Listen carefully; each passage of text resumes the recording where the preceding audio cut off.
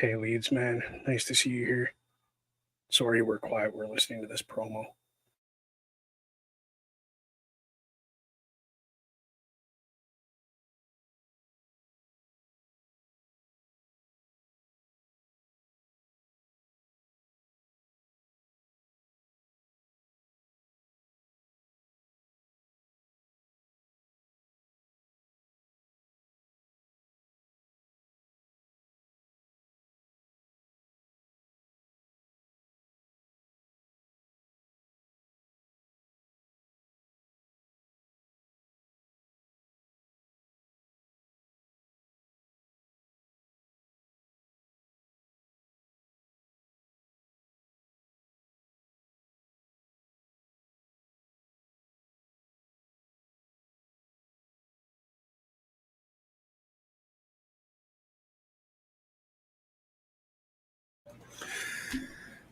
Love that promo.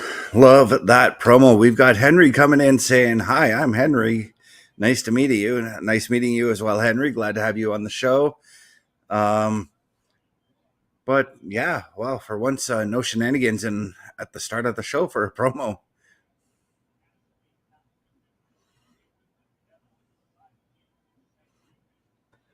Yeah, that promo just ended for me. Sorry.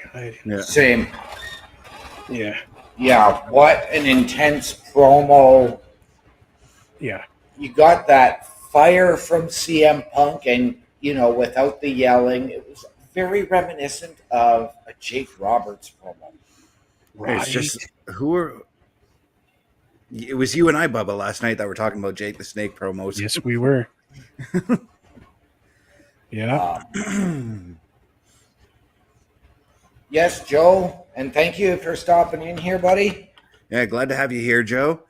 I've got a bit of trivia question that I'd like to ask both you guys, because me being Commander Data, I already know the answer. But what year was CM Punk's last Hell in a Cell match, and who was it against? Shit. I'll give you a hint on his opponent. He does a lot of... Go ahead, OMD. I want to say Taker, but I don't think that's right. That was his first Hell in a Cell match. I'll give you a hint for his opponent. He does a lot of crying online these days. Oh, Ryback. Yes. But you can't remember the year, I take it, eh? No. 2012. I was going to say, wasn't that 2012? Yep. It was the Shield's debut, actually. Okay, so Survivor Series. Then here's the iron. Go ahead. No, it was at Hell in a Cell. But here's the irony of the whole I can bring the devil. Oh, sorry, yeah. Survivor Series was the following month. I thought Shield came out for that as well. No, it was when Brad Maddox... I can't tell that. Hold on. Right. Yeah.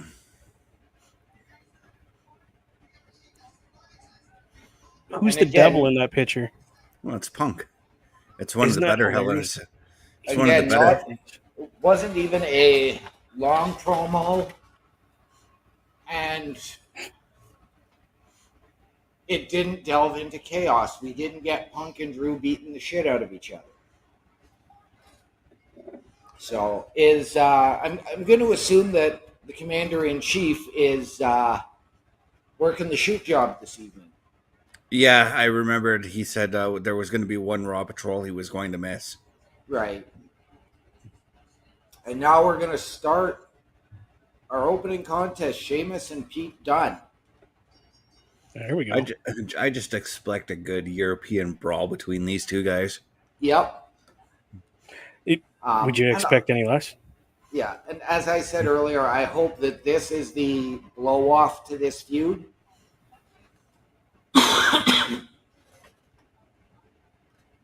It probably won't be.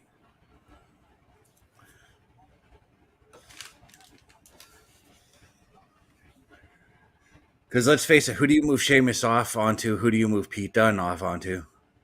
Well, Pete Dunne's doing his thing between Raw and NXT.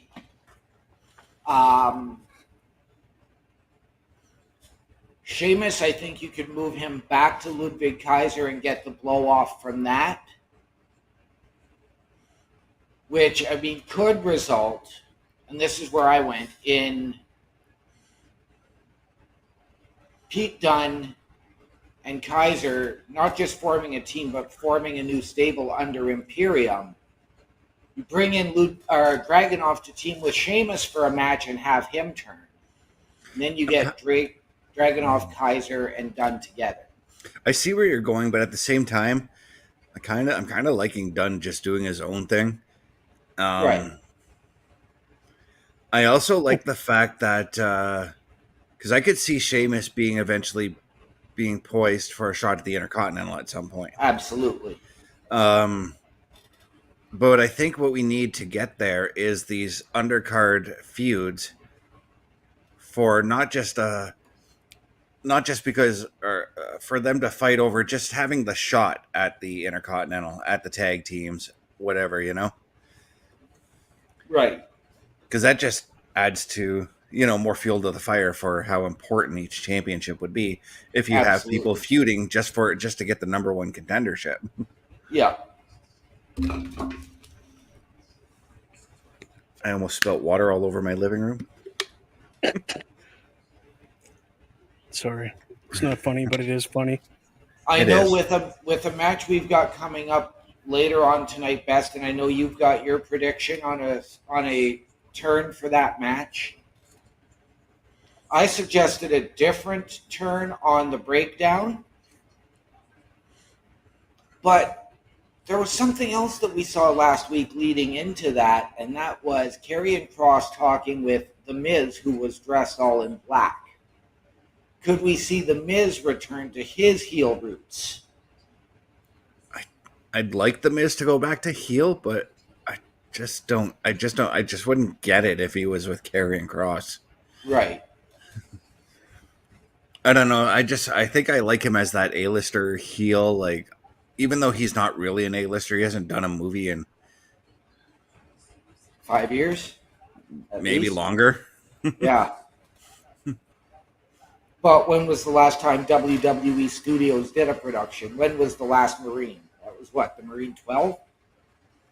Well, the last time they made something was just a few months ago, so WWE Studios is still very active. They're just not advertising it as much.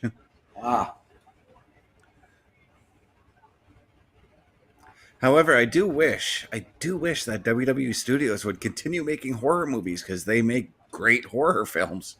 Yes, they do. Not counting Leprechaun Origins. Right, because that was a co-production, so you can blame either studio on that one. But Oculus was fantastic. See No Evil and See No Evil 2, even though See No Evil 2 was slightly worse than the first one. See No Evil was just sort of it was a decent movie. It was a horrible concept. I liked the idea that we had a new slasher character, and like before they even did that, I was telling my sister, because she's also right into that kind of thing. And we're like, well, we haven't seen like a new slasher horror character be created. And suddenly WWE is like, here's Jacob Goodnight.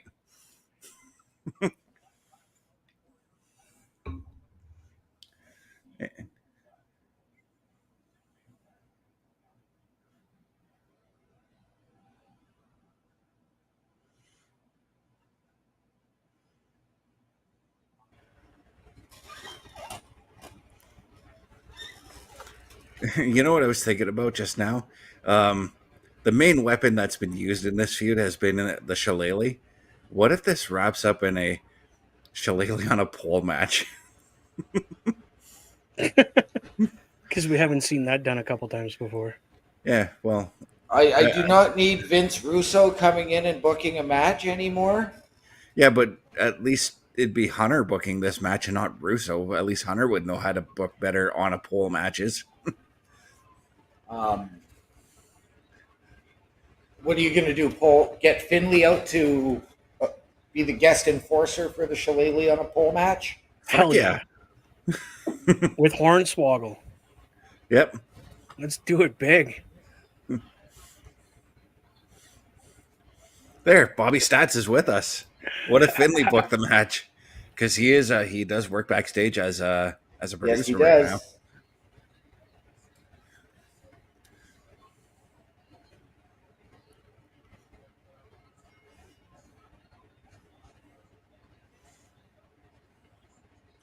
But it'd be different. It'd be completely booked different than the way Vince Russo does it for sure. Well, yes, we're not putting somebody's mother on a forklift. Right. Or we're not putting the title in a big wooden crate only for it to fall out when Booker T tries to grab it. Right?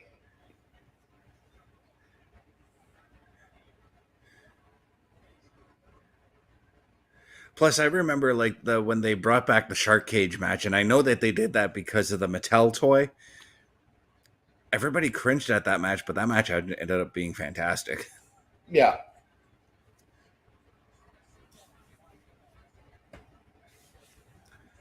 Leads us, right? What if we got Regal to book?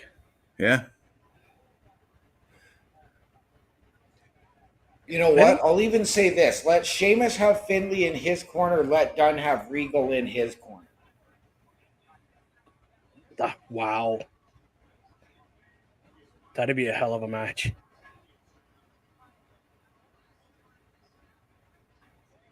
I honestly feel if you had any old school wrestler booking, it would be better than you would think. Right.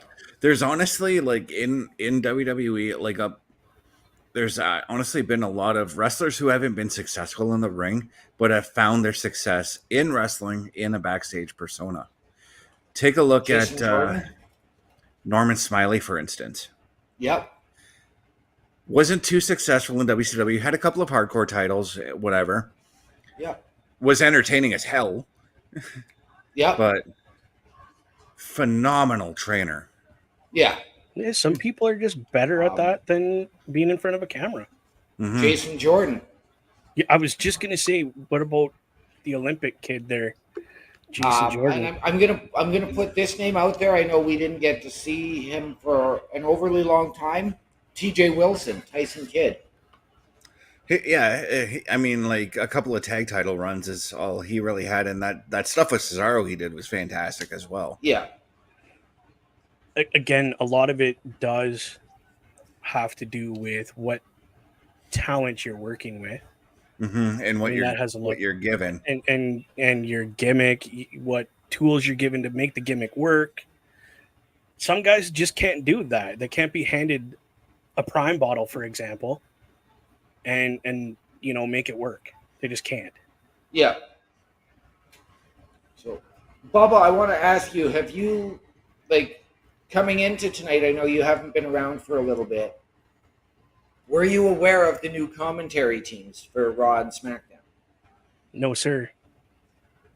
So on Raw, we now have Joe Tessitore, who does Saturday College Football on ABC and ESPN, with Wade Barrett calling Raw, and SmackDown has Michael Cole and Corey Graves. And Joe brings with him a wealth of wrestling knowledge. Yes, he knows what he's doing out there. Yes, and combat sports. Why did they switch?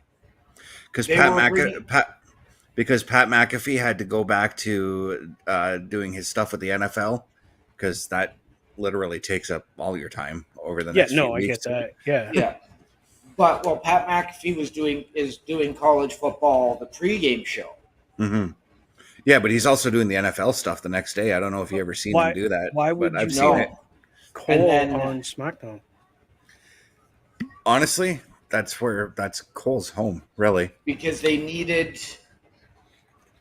wanted a stronger play-by-play guy as opposed to Corey Graves.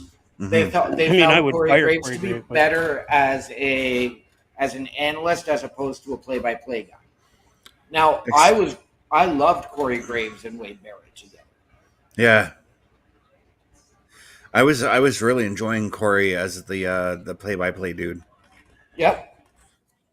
I'm a little biased. I don't like the guy, but that's just my personal opinion. Leeds is like I stand with Bubba. It's a sinking ship, Leeds, but thank you for standing with me. We got out together, brother. Yeah. But Just make sure, Leeds, that you leave enough room on the door when the ship has sunk. Oh yeah. What were you gonna say, OMD? I don't remember. Yeah, me neither. I take it that reference just went whoosh over both of you guys. Yep. The end of Titanic, guys. No, I got it. I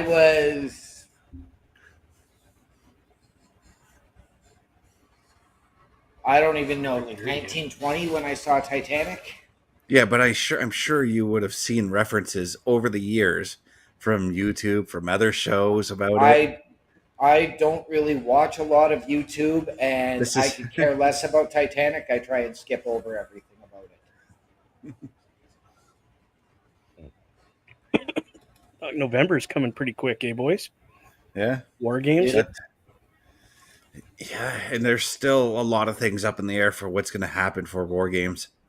Yes, and I have heard something today that did state that there is still a crown jewel coming. Another one? I thought they were already did their crown jewels for the year. No, that they only had the one, and that was the King and Queen of the Ring. Oh shoot! Yeah, right. Okay. Damn. Well, they better schedule that soon because So we almost done this year. I don't know. Maybe it's December's pay-per-view now. Oh, maybe, eh? I don't know. Well, I mean, keep in mind we didn't have a PLE in September. We've got October, and then from October to the end of November. From the 5th of October to November 30th, we've got a 7-week gap. Which is more than enough time to promote a War Games match. Yep. Especially with the with the match that we were given for Bad Blood on SmackDown.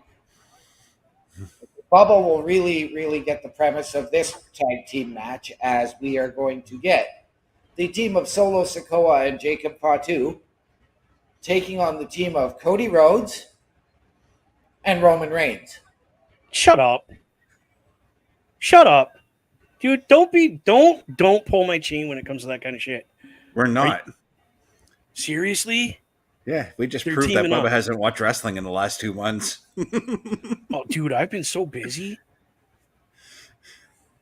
Yeah. What? Roman came back at SummerSlam. Roman came back at SummerSlam to beat up Solo because Solo stole the tribal chief stuff from him. Yep. Wow. Because they opened SmackDown with Cody versus Solo for the title in a cage on Friday. That was the opener to SmackDown. Mm-hmm. In a cage? Shit's getting real on SmackDown, boys. And then Roman came to Cody's aid after the Bloodline were beating him down after post-match. In our private chat when you were like, okay, boys, I'm gonna go see my girl for the night. That was on Friday. You had said that. In the back of my mind, I'm like, Bubba's gonna miss out on a fantastic SmackDown. It's just a minute you're saying dumbass. Yep. Well, that was it was actually it really. Yeah. I'm He's looking for that. Oh, they must be doing a tour of the West Coast because next Monday's Raw is in Ontario, California. Even though to me, when it says Ontario, CA, I think Ontario, Canada. Yeah. Dude, that's crazy that they wow. I guess your enemy's enemy is your friend, right? Well, Roman right now needs kind of all the help he can get if it's to try and take down the Bloodline. The Bloodline 2.0. Yeah. Yeah, I mean, damn.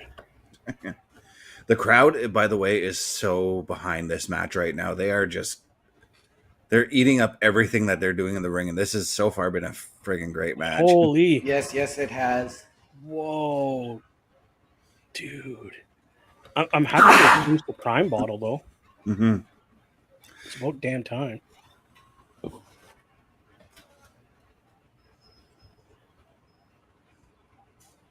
See, this is why I can't wait for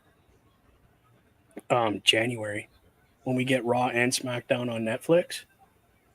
When we get everything on Netflix? Yeah, well, because then I can do this, right? When I'm working, Yep.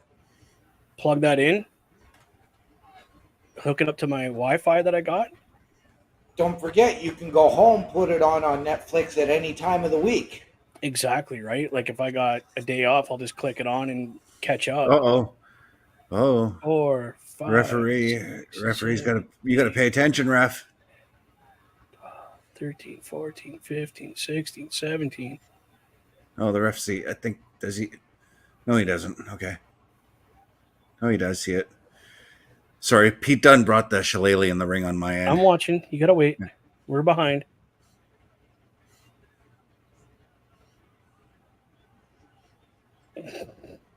He just kneed the shillelagh right into his face. That was cool. Jesus. Ref, take that. Oh. Dunne's got a black eye already. Oh, he's had a black eye for a couple of weeks now. Yeah. Oh, okay. Did he just put? Oh, what the? A cricket bat. Yeah, getting smacked with one of those is not fun. Just ask It's Raphael. not. Oh, that's great. 1, I guess. 2, 3. Wow. I guess Sheamus understands what a crumpet is if he has to understand cricket. Yep. I gotta watch old Ninja Turtles again. I just watched the first live action one today. The 1991, the one we watched growing up. No, not the original ones growing up. I'm talking like the newer ones. No, the Michael Bay crap ones. Yeah. Well, I shouldn't say crap because he did bring Rocksteady and Bebop in there, and it's funny that I made the Turtles reference with Sheamus in there because he played Rocksteady. He did. Yes, he did. Yes, he did.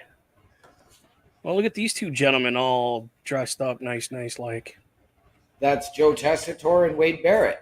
I know Wade Barrett, but I'm just saying the other guy. Okay. Well, right now on my screen, I'm getting the complete obliteration of Rhea Ripley and Damien Priest. I refuse to call them by their tag team name because it sounds too much like a Goosebumps book. I'm getting the replay from you last need week. to. Well, now it's the main event terror trio, so let's not forget that. Yeah, that's the sequel. That's the sequel Goosebumps book. I don't know. I thought you were too old to be reading Goosebumps. So Hey, everybody likes reading the classics. that's why it's taken me almost 3 years to reread The Hobbit. Dude, I had bought the Hobbit book or books, I can't remember, and then I bought all the Lord of the Ring books to read them. There's and only then one watch the Hobbit book. movies. And somebody stole them on me. Hey, look, it's Xavier Woods, all in black. By the way, Xavier Woods on his Twitter today put out a video of him imitating Joe Hendry. And of course, Joe Hendry liked it. Of course he would.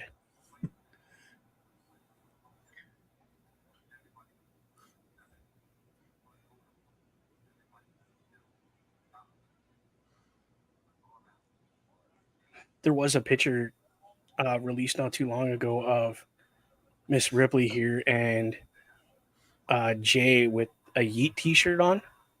Mm-hmm. They were superimposed side by side. She just goes, Yeet.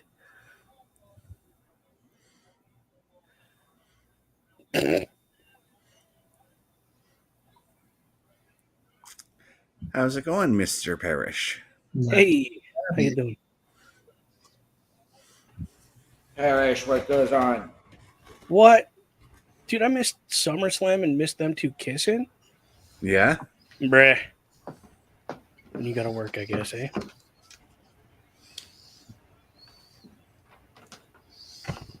That's where Roman made his turn. Yeah, I didn't get to watch it because I was working.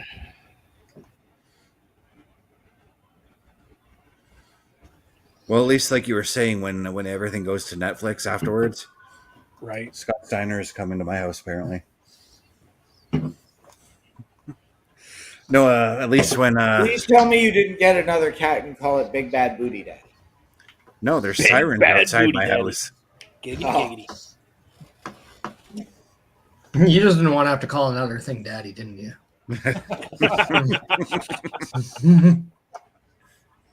No, that's saved for Parrish. That's what. Well, yeah, we'll go with that. Oh, man. Heard it here first. Bubba Duke refers to calling Parrish daddy. Hey, if you're paying the bills, I'll call you daddy. I do pay the bills. How did you know that? I mean my bills.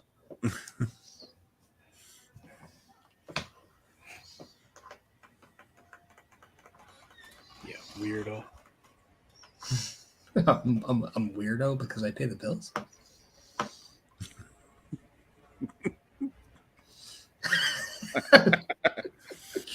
Oh, it is so much fun.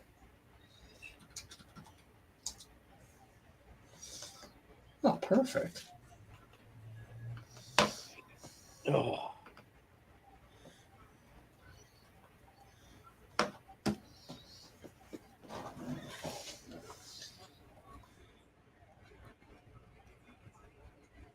How was the day, Parrish? Yeah, it's over. It's over, he says. I mean, it's also weird. This is the first time I'm watching Monday Night Raw, not on cable. And chances are, Parrish, you'll still be ahead of these two. Probably. I mean, I do have good internet.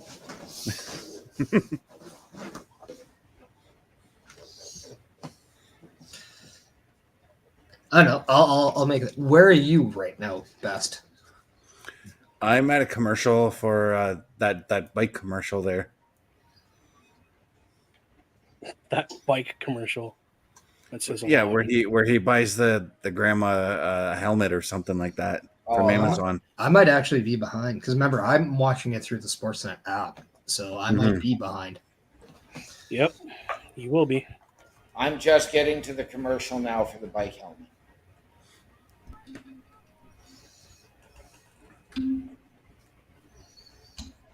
I'm super far behind because I just got to it now. But again, my thing buffered for like half a minute. See, I might also just be getting different commercials because I'm not watching a channel. Yeah. True. Oh yeah, you'll get regional specific commercials instead of because the entire time we've been talking about this, I've never gotten that commercial. Well, right now I've got Braun and The Miz talking in the locker room. Not me. I just got Subway commercial. I think I'm going for Subway tomorrow. Yeah, I just started the Braun thing. This program is aggressive in nature. Viewer discretion is advised. Yeah, I never got that commercial. And here is Braun Stroman. So I do get different commercials. It's interesting. Oh, that's nice, Bruce. Yeah, he got pretty much destroyed by Bronson Reed a couple weeks back. Nice.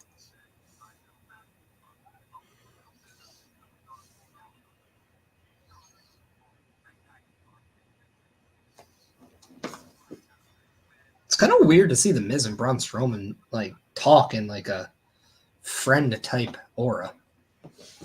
Yeah. Well, that's why, like I kind of stopped myself. I'm like, wait, what? Why are Braun and the Miz talking suddenly? I mean, they do have a common enemy, True. and they're both baby faces best.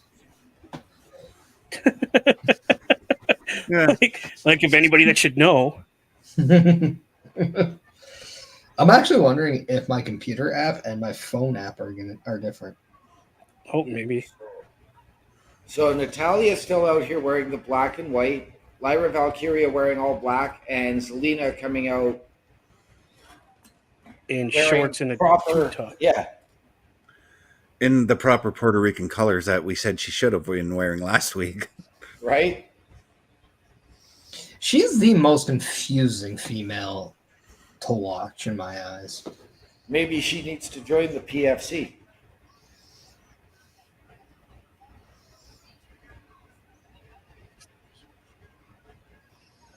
The Pure Fusion Collective. Shayna Baszler, Zoe Stark, and Sonya Deville. Oh, that was never mind.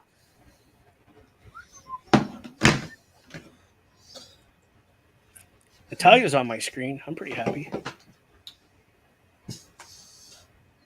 That'd make you in Leeds. Yeah. That's all that matters. Hey, Daddy says no. Zoe Stark wearing blue, while everybody else is wearing black. Well, yeah, but this isn't a tag match though. This is 1-on-1. Yeah, It is. yeah. And when you get to do it by yourself, you get to do it whatever way you want. She's just expressing herself the way she feels. All right, OMD? I'm fine with that. I don't know. You were kind of complaining about it. You were commenting on what everybody was wearing, so Yes. Well, You sounded- last week we had everybody in. you started Yeah, sounding like everybody you started sounding like an reporter at the red carpet there. Well, no, because last week we had everybody. Oh, but this is wearing where I the just black back and up. white. So I'm trying to figure out who's on what side here because nobody's color coordinated like a team.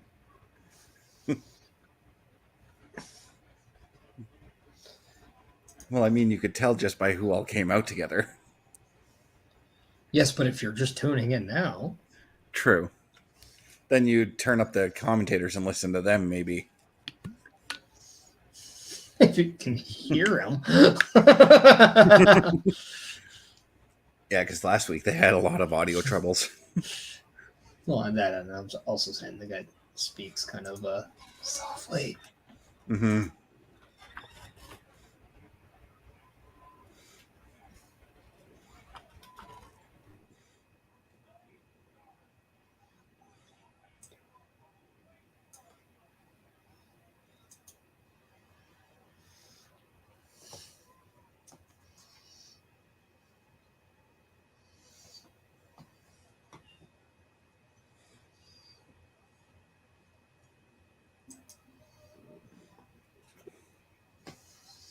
It was nice to see Pete Dunne get the win, though. Not gonna lie. Yeah. So that's what I was when I was loading up everything. That's what it was on.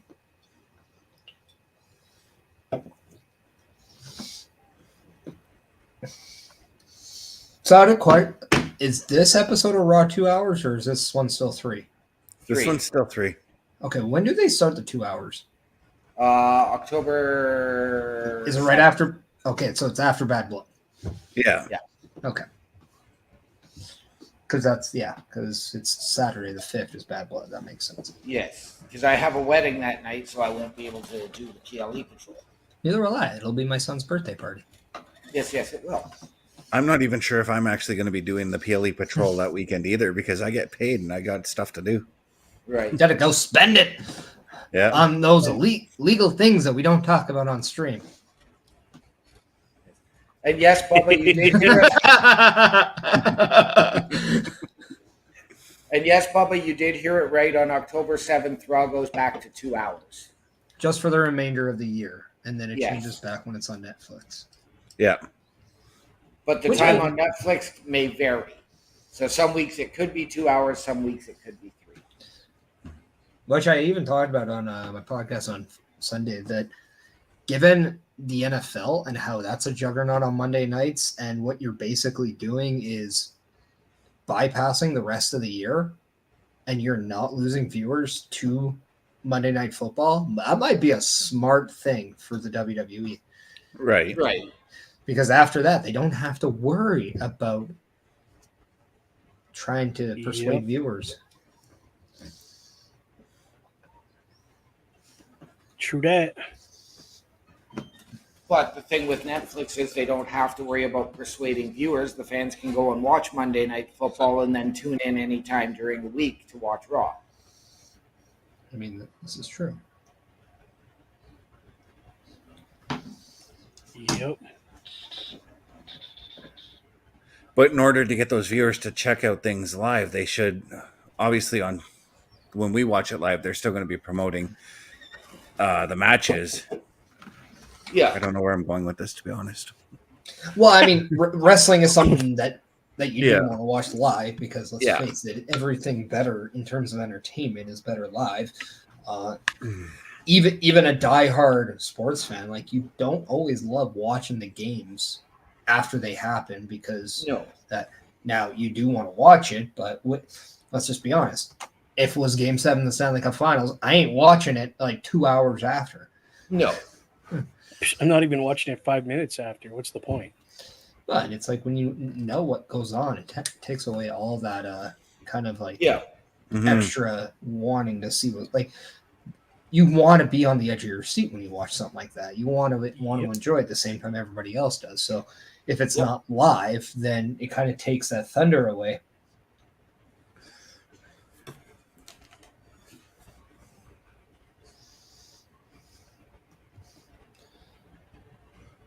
Now, is it too hard for me to ask the Philadelphia Eagles to not suck this week and to just remain to be crappy next week? Is it so much to ask? It's a lot. Yes. But then again, knowing my team, we'll just put up 47 points against them next week because we've been doing that to everyone else lately. Yeah. I'm saying Derek Carr is like our Tesla because he's very good for our environment.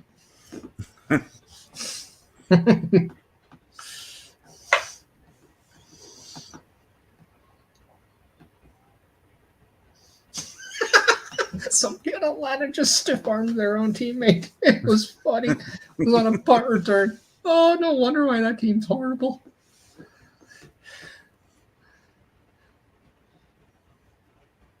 I'm getting a lot of Mickey James vibes out in Natalia's work style lately.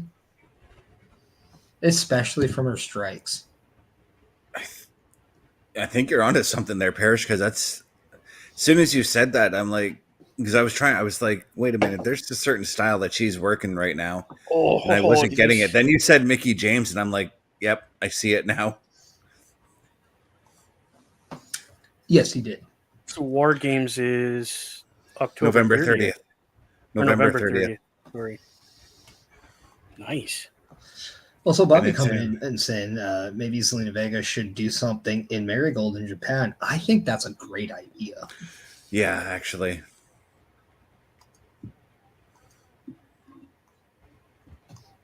I guess I'll worry about comments.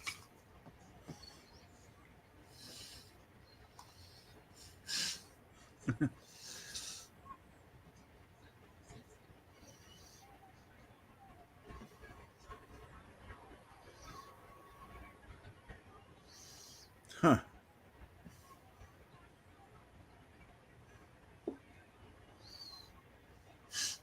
I will say, Nadia's really slow on getting the sharpshooter in tonight.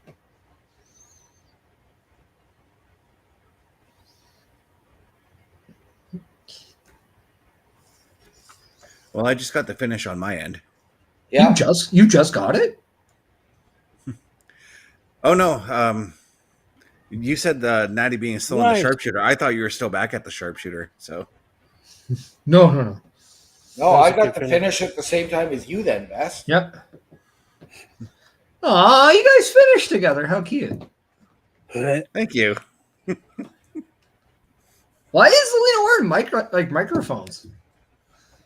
Is she like the dude from Facebook in the movie? Like, just...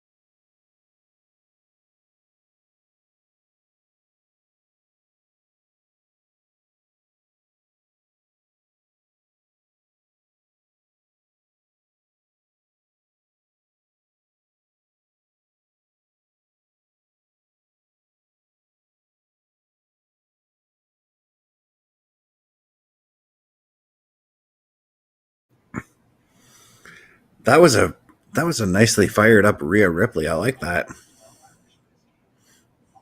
That was also a nice fired up Finn, too. Yeah. And I kind of liked how they gave him like the chance to talk with each other, because that's, I think, something that really got lost in the shuffle, is that we didn't really hear from Finn and Rhea, who have history, and a long history in the Judgment Day. And it was really nice to see Finn on his own accord, without backup, without anything, admit to Rhea that it was him and not Dom to go to. Yeah. It's starting to seem like, based off that promo, that the pieces are coming together for why Finn turned the Judgment Day against Damien and Rhea. Yep. And then you've got the new merch on Finn too, because there is talk of them rebranding the Judgment Day. Yeah, and there's also like Finn also, like, because if you read the shirt though, he always does like to kind of make a shirt to kind of throw shade on what the internet says sometimes.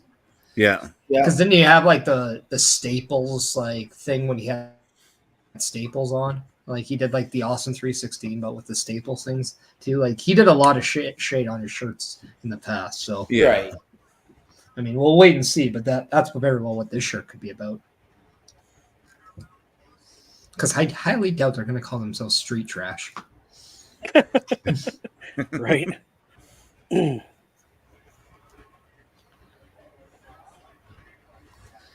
Leeds coming in saying Damon and Ryan are the reason I can't afford Netflix.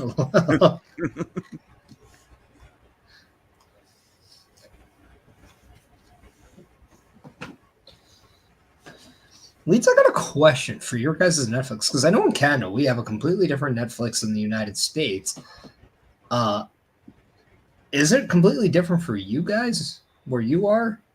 Because you're not Canada, you're not US, so it's a curious question. Or do you even know? Because you kind of implied that you don't have it.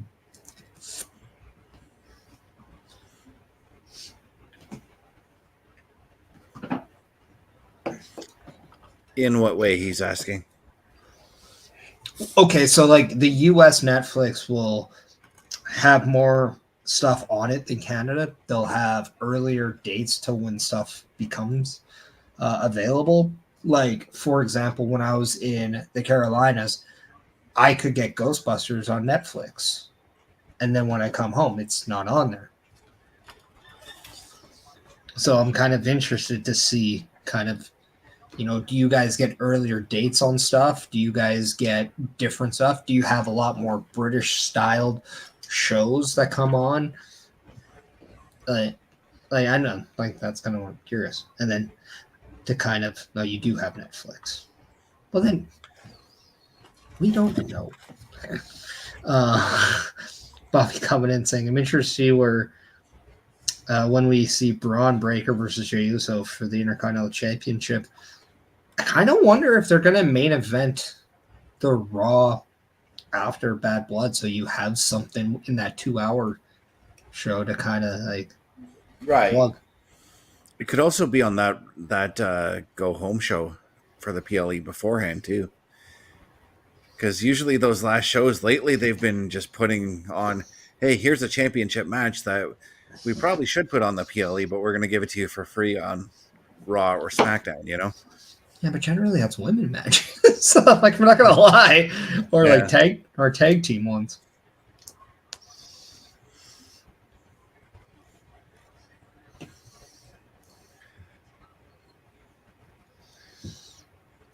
I'm going to sort of answer on behalf of Leeds for what you were asking there, Parrish, because I did have a VPN at one time with Netflix, and I did switch over to the British Netflix.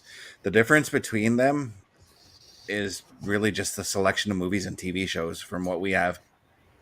Well, that's pretty much what the question was. Yeah. Yeah. So you took a really long time to say yes.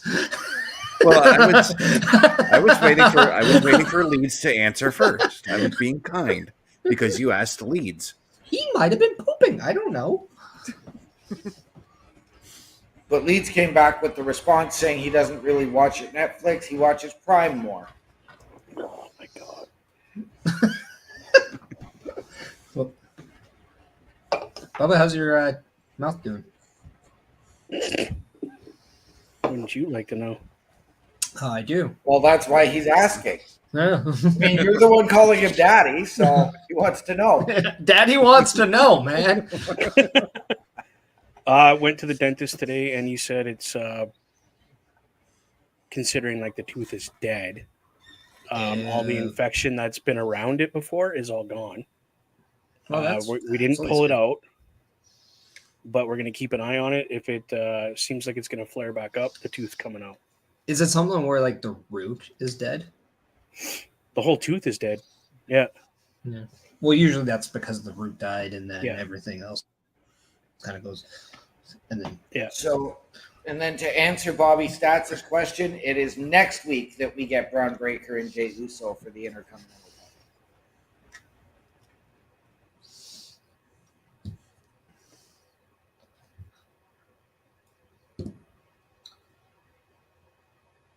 I mean, I would kind of assume, like, yeah. I mean, I think we all kind of assumed that it wasn't going to be on the actual show. What? Wait, did you say Bobby answered it, or did they say it on there? Because I have it on mute. It was an ad. Oh, okay. Yeah.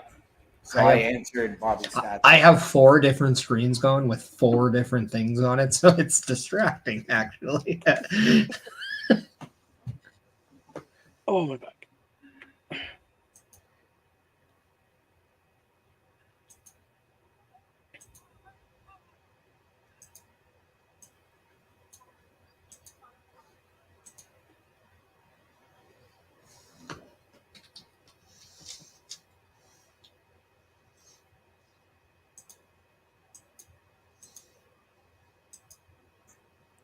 I kind of like that. We're getting the Intercontinental title match next week, but I like that they're using this week to hype that match as well. Why didn't Jey Uso have his freaking shirt when it came into Edmonton?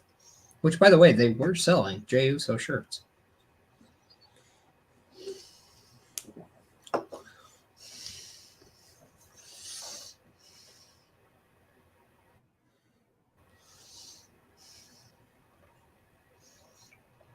I still say they need a better Intercontinental Championship. I do not like this one.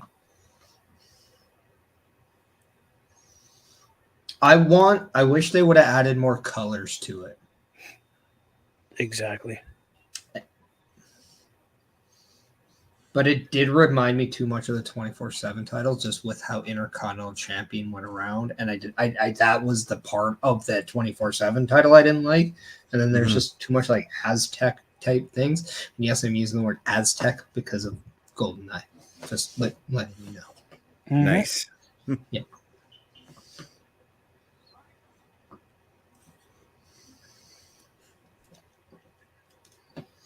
Oh God. If my team is consistent, we're going to kick the living snot out of these Eagles. And I can't wait. My buddy that owns the Philly General is there right now. And he's sitting behind the field goal for I don't know what team, but he's right behind the field goal. Tell him his Eagles stink. They're losing to the Falcons, so this game's bugging me in many ways.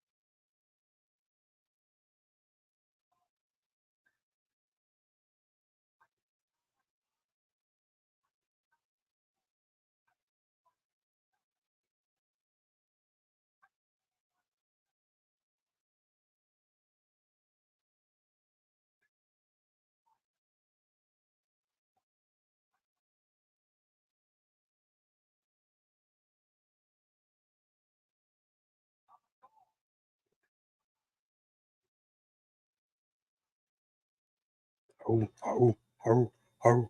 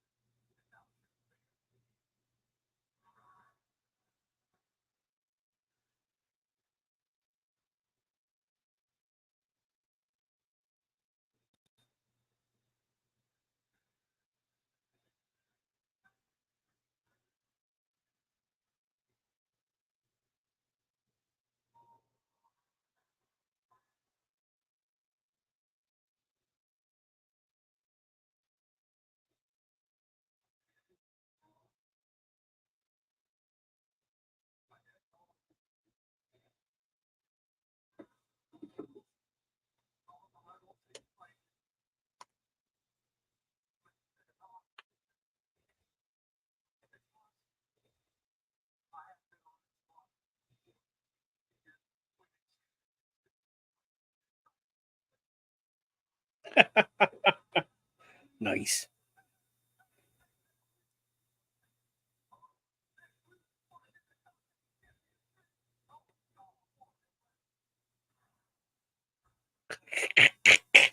Nice.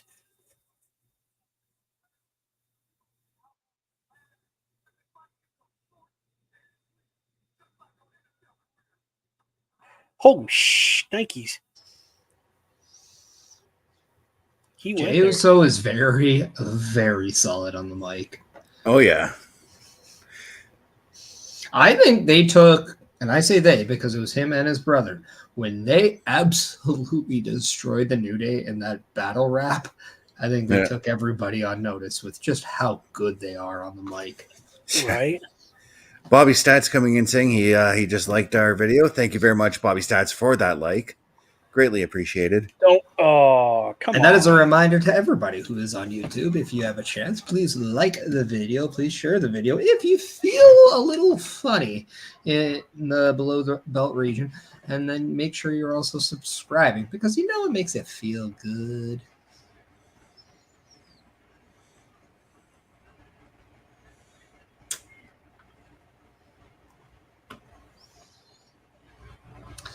Leeds, he did say NFL, and then now you're saying football. Are you implying NFL is football? My brother-in-law doesn't even do that. He calls it fool's ball. Hey, Bobby, you're just a stallion wrapped in an angel's body. Thank you. Oh, Jesus. Yeah, angels are very holy. So is the name Parish, actually. It's mentioned. No word of a lie. I once actually opened up a random page on the Bible, and the word parish was actually on it. It was funny. Nice. I was like, boom, name dropped. Yeah. Just the most sold book of all time. I'm in it.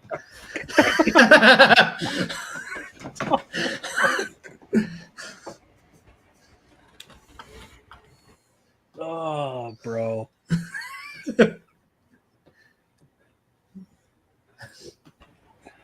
Horrible. What? It's true.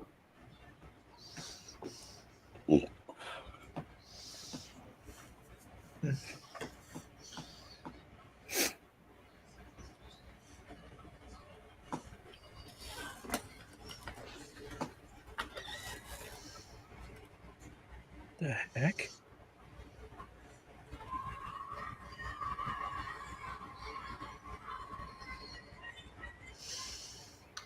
There's a level of EO screaming at you that I don't know if I take seriously or not, but it's kind of like Bianca's initial reaction says it all. Yeah. Easy, Chihuahua. Calm down. Get a burrito. Relax. No, one of them's Mexican, though. No. Hush. Japanese. It's because, well, I don't know. So- Shih Tzu? I don't know. That looks Mexican to you? They all look Mexican to me. They're all my purple. God. This is why Trump built a wall, bro. People like you. Not American. And meanwhile, right now in the ring, we are getting our tag team title match. Yeah. With the New Day, also not Mexican, Bubba Duke. They are African and American. I thought they were professional wrestlers, but who am I? Yeah. Oh, here comes the New Day, not dressed the same. Uh-oh.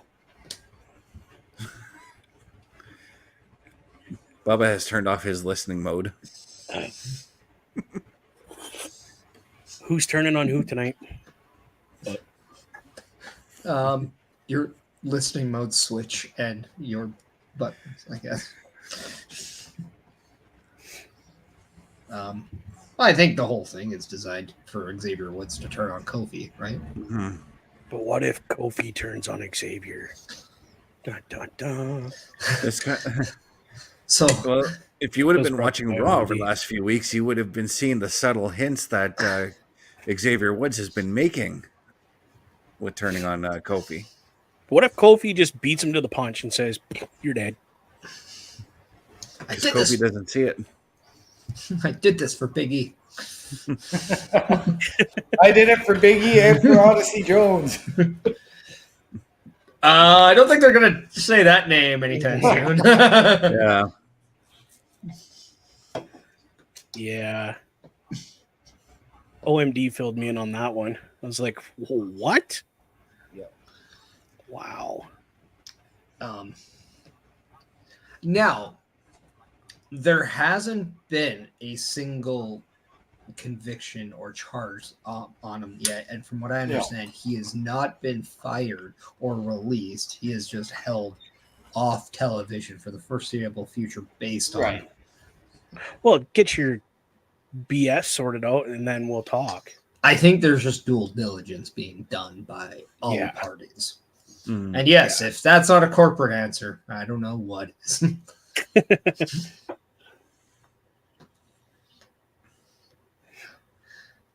So it's definitely not like Enzo Amore where they kind of jumped the gun and fired him. He was also not liked. Yeah, he dug his hole. Like, I mean, yeah, and he didn't bother to bring up that these allegations may come out. Yeah. Let's also understand that less than a month after he got the axe from WWE, he bought a ticket and sat front row only to hijack the Fansing show and got escorted out by security. And banned from every show thereafter. So do you really think he didn't do anything wrong? His actions speak otherwise.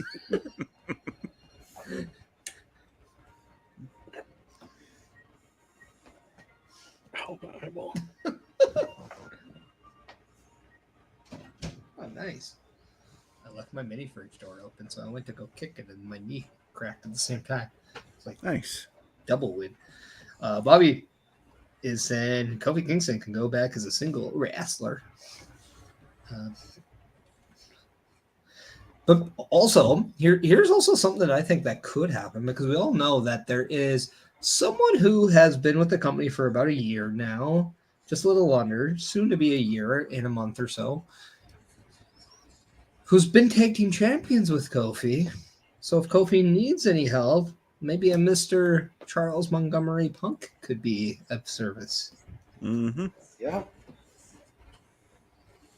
I mean, we're talking former tag team champions between the two of them. Yep. Yes, I mentioned that. He did. You're saying my listening devices? No, I'm just saying I'm emphasizing on what Parrish said. Bubba, you need to open up your ears. Them Q-tips, man. They help. Literally. No. Q-tips are horrible for your ears. Q-tips are horrible for your ears.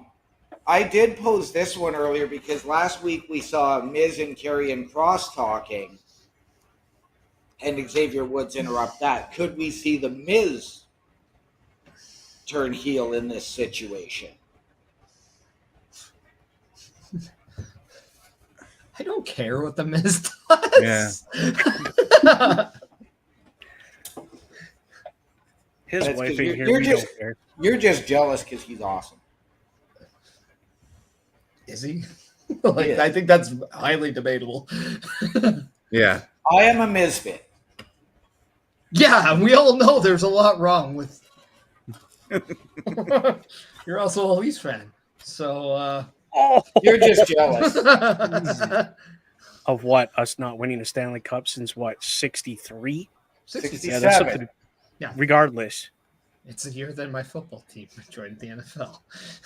It was a great year. Bobby coming in. Thank you, Bobby, for the very well-timed comment. I remember Kofi Kingston's tag match with R-Truth before. I mean, that's actually not a...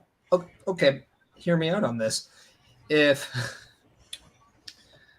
Xavier Woods were to join the Final Testament, he would have him carrying an AOP, so that would make 4. Kofi then can go to R-Truth, Miz, bring in Punk, and you have a 4 versus 4 now. Yeah.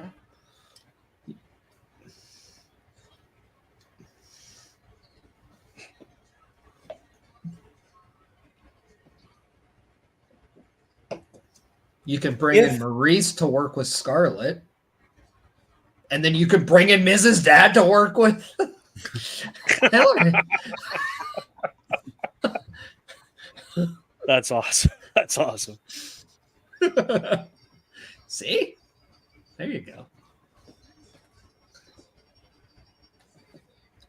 Now, before we get started on this match, I did have the thought today at work. Earlier, we did see an advertisement about SmackDown and Roman Reigns and Cody and the Bloodline. Thank you, Bobby. But what if this whole thing with Roman Reigns is all designed to outsmart Cody and get his title back? And he has now manifested and designed a plan where he has cornered Cody, where he's all alone and he thinks Roman is on his side only for him and the Bloodline to run roughshod on Cody. And War Games is really Roman and the Bloodline, and then we get Cody bringing back people from his side, like the Usos, like Sami Zayn, or Kevin Owens, or Randy Orton. What happens if we're thinking about this all wrong? How much of a heel would Roman Reigns be if he turns on Cody? Right? I mean, given the pop he got on Friday, he'd be booed out of the building. He might garner more heat than Dom does. Yep. I'm just throwing it out there. As we also noted on SmackDown, during one of the interviews with Nick Aldis, they had the Wyatt 6 logo on a post right behind them.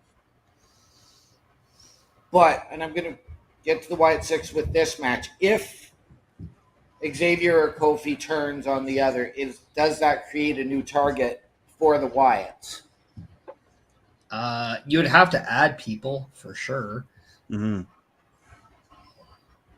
Because, like, right, if Xavier just turns on Kofi, he'd have to join somebody. Right. Or else the numbers are really out of there. Now, I can see the Wyatts turning onto the Bloodline because, well, I mean, they got so much family drama that A&E could make a series out of this. For a couple seasons. Yeah.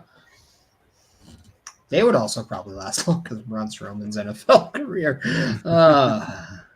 Braun Breaker's not Braun Stroman? No, they both tried, didn't they? No. Yeah, Braun did. Braun Strowman did try some years ago. Also, that was a cool move by Kofi. I'm Yeah. going to actually give Kofi some credit here. See, I'm not just all hate on people. I actually give them props.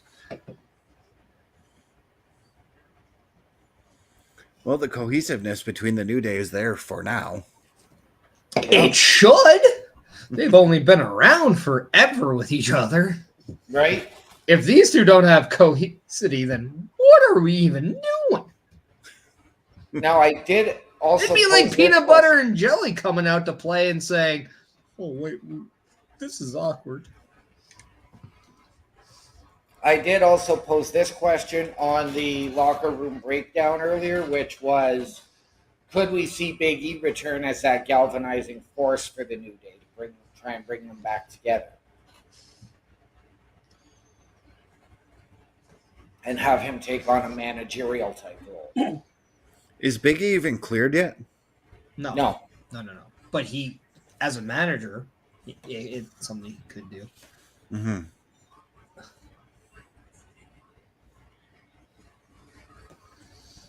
I don't know. Like, it's hard though because one, you'd have to get it. Everybody would have to be on board with it, right? Yeah. Would Big E even be wanting to do something like that? And who knows? Like, it going from being an active wrestler to having a life-threatening, more so than a career-ending injury, and then going back and having that tease as a manager, and you're right there. Like, you might not be secure enough in your own head to handle that. Right. Even if you think you might be, you might not be. Right. Bobby is coming in. Which members of White Six will you guys have go after the World Tag Team Championships on Raw? Probably Dexter and Gacy. Yeah, that's who I'm thinking as well. Same.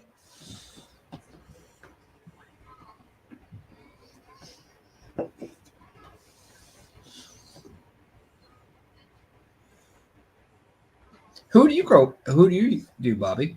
You ask questions, but we're curious about what you think as well.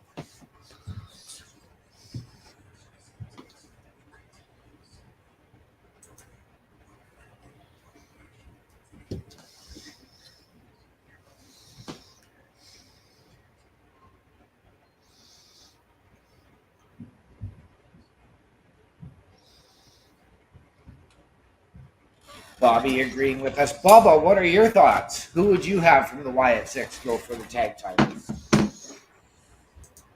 I don't know, really. Because you can interchange any of them. I would go Gacy and Dexter. So we're all on the same page here on that one. Yep.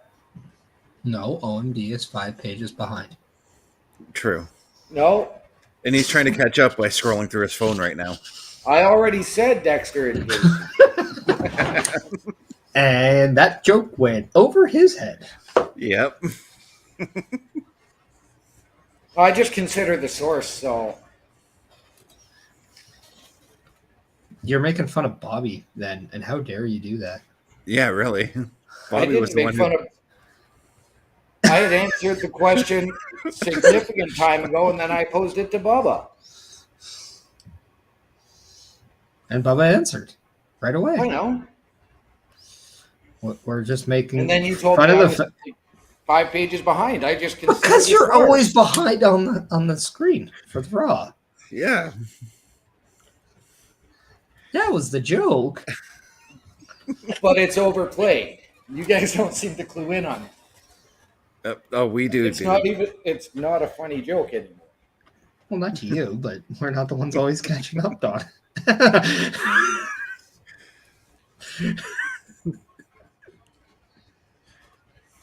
Who wants to go to Vancouver with me for War Games? I do not want to spend absolutely insane prices for War Games. Yeah. Yeah, the ticket prices when you're are looking insane. at 2,000 Canadian or 2,000 US a ticket for front row. And then you have to fly through Canada. Yeah. Yeah.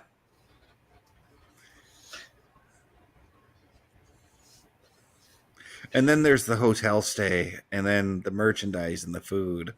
I actually could hook people up on a stay that's not very inexpensive. I have connections out there. Yes, but is your connection? So do I. Is your connection a former WWF referee? No. Ah.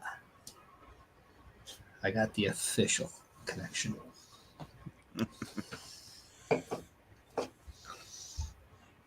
No joke. The first time I was at the guy's house, he had an old school navy blue with yellow WWF writing turnbuckle in his basement. And as everyone's like going around looking at the pictures, listening to stories, I'm just over at the other side going, because I was so curious on if it was soft or not, and it is so soft.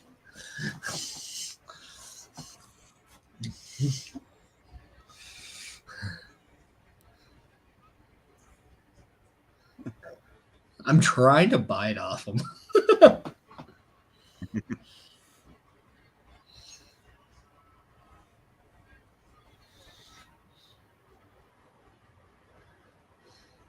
Oh, someone's coming down. Yeah, the LWO's out there right on our screen, or on my screen. Yeah, I've got LWO and Judgment Day out there. So I got Judgment Day right now, and then the LWO is behind them now. Where's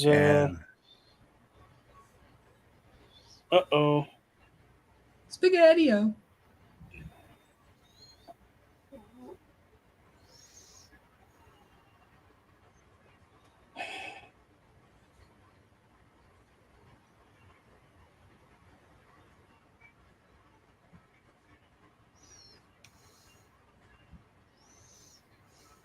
Nice, pin him.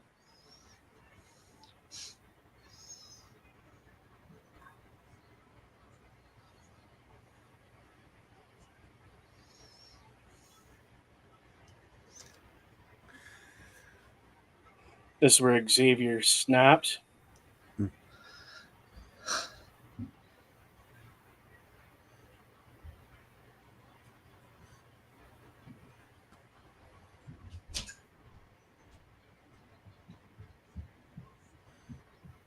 Oh.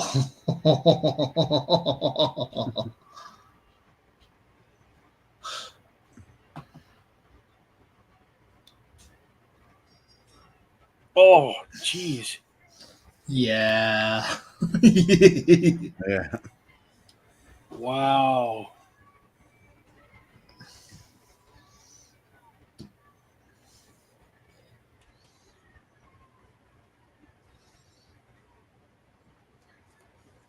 That was a shady win right there.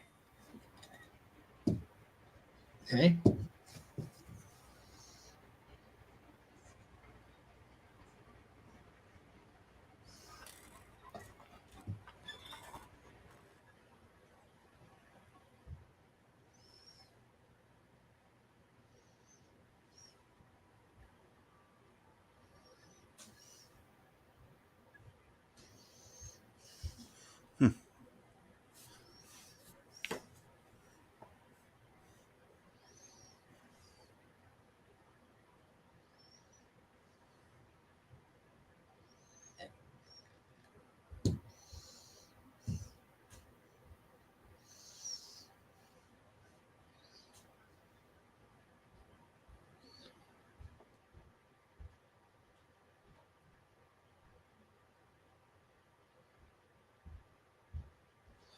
I miss when they're doing these and little things right before commercial. It's like, oh, just watching the people get up.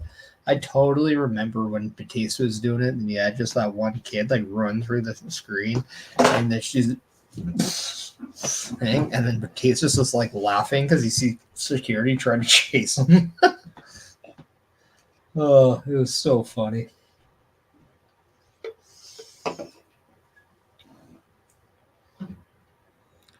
We just got a QR code. Yep. And now we have a video.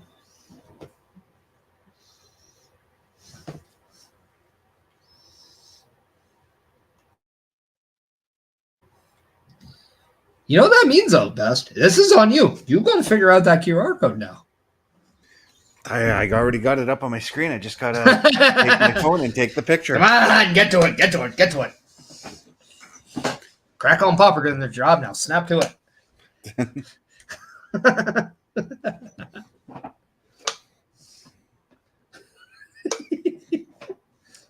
Okay, so it takes you to the Angel Fire style page that they did. Man, I haven't heard of Angel Fire in a very long time.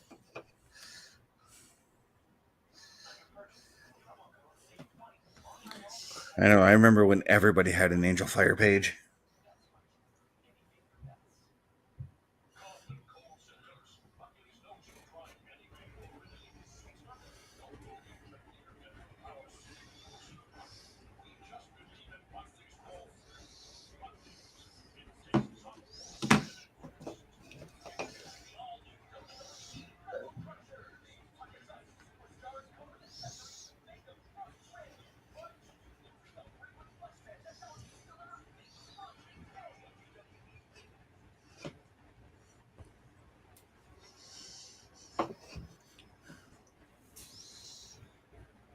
This guy in the Mad commercial totally looks like Tamatanga. Can I get a burger with a side of fries?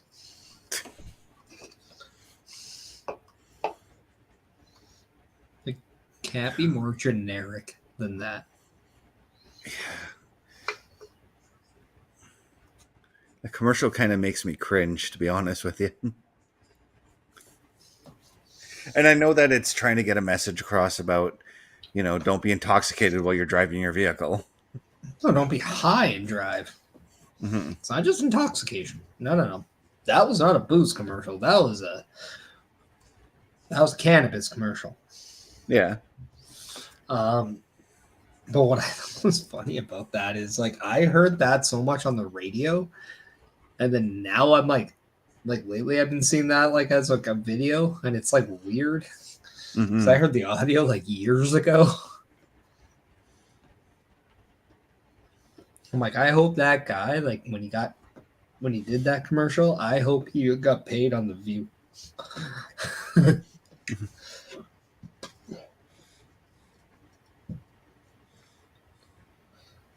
The Atlanta Falcons are a trash football team, and I'm okay saying that. You had first goal, second goal, third and goal, and you failed. And you settled for a field goal right before the half. Why? Because Kirk Cousins is an overrated quarterback. I needed to get that out of my system.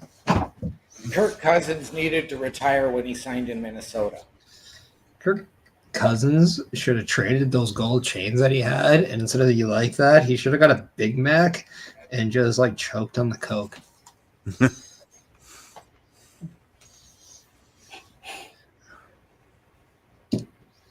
Can't stand Kirk Cousins. Like, nice guy though. Like I saw the quarterback thing. Couldn't say a bad word about the human being, but as a football player, I mean, he should order the street trash shirt from the Judgment Day now.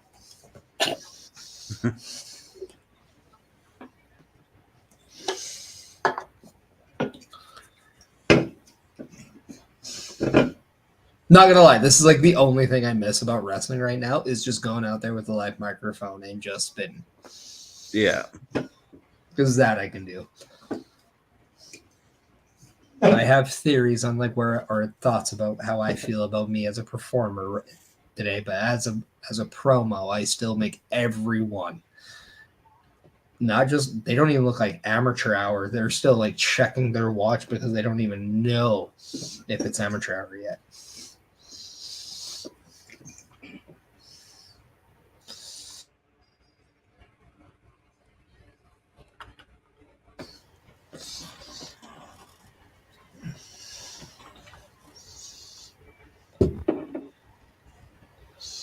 What's so funny is that I canceled my cable yesterday, but what I did notice, like I have a Crave subscription on my phone account, and I've had one the whole time. I just never used it, so I was like, "Sweet, I still get all the Crave stuff because it's just part of my phone plan."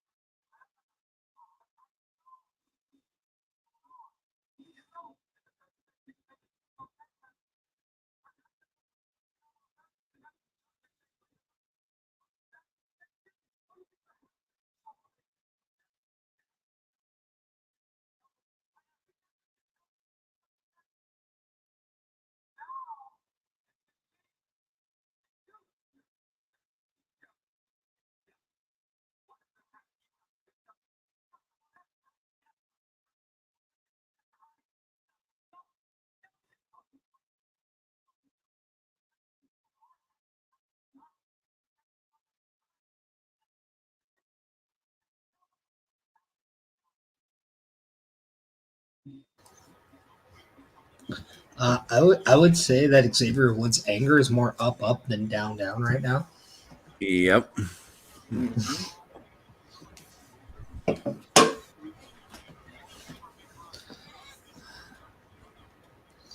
Shawn Michaels.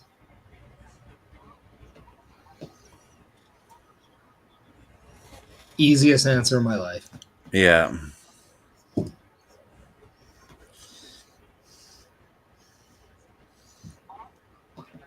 If I have to pick somebody from the current roster,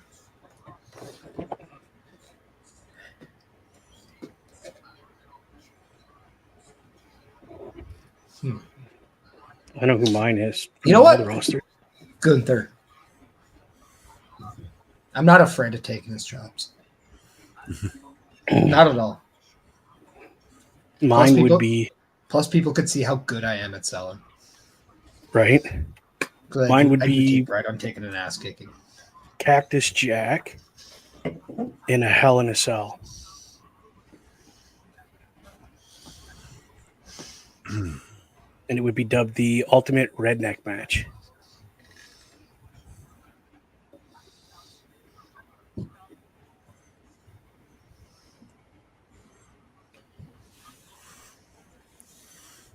OMD, who would you like to have a match against? Edge in his prime, TLC. Such a mark answer. Yeah, really. Both of them, though, really. Well, I mean,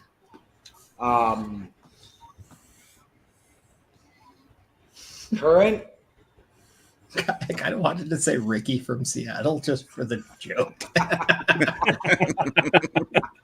By the way, that was Ricky Gibson, though, from the independent circuit. He's actually really good.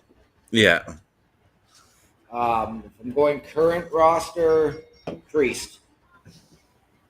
Whoa. For no reason alone, I wanted to always see 1, 2, 3 Kid against Damien Priest. But best, who would you want to see? I've always envisioned myself as a kid wrestling Razor Ramon, so I'm going to go Razor. And not in a step match, just whatever match they want to give us. Last air match. Current roster. I don't know, just because I was always the big guy and I always liked wrestling the little guy. I'm going to go Finn Balor. I mean, I kind of also want to add Rey Mysterio to that list too. Mm-hmm. I mean, I can't help but admit how inspired I was when I was at WrestleMania 22 and I saw him win the World Heavyweight title. And right, I'm a 20-year-old kid, been wrestling for a couple of years, and I'm seeing a guy my size win the World Heavyweight title. Pretty insane.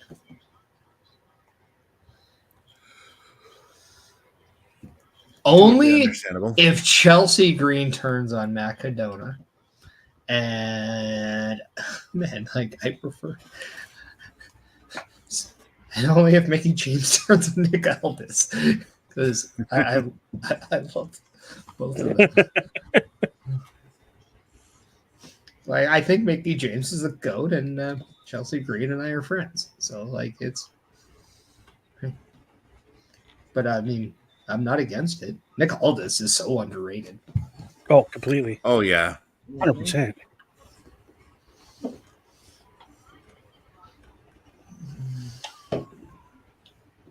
I would totally pretend to be Zack Ryder though.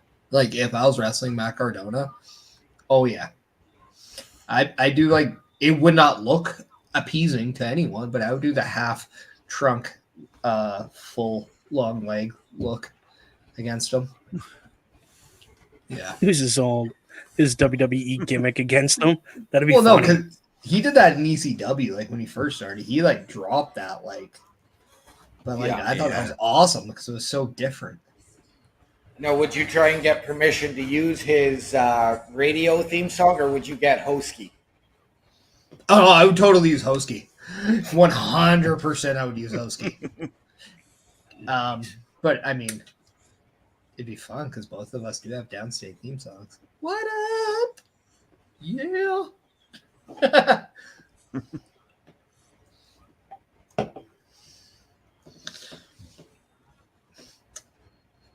Bobby, I'll make you jealous. I once held the real NWA World Heavyweight Championship. That makes me jealous. Right. We did a match, or there was a match. It was an untaped match between then champion, good friend Scrap Iron Adam Pearce, versus Vance Nevada. They didn't have anyone to hand the title to, and they decided to do a tease where Vance defeated him.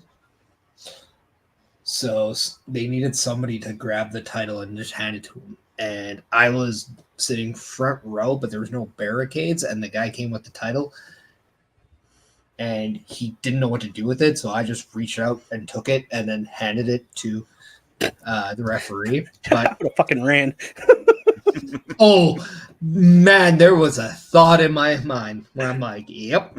However, I was more scared of Adam Pearce at that moment. Right.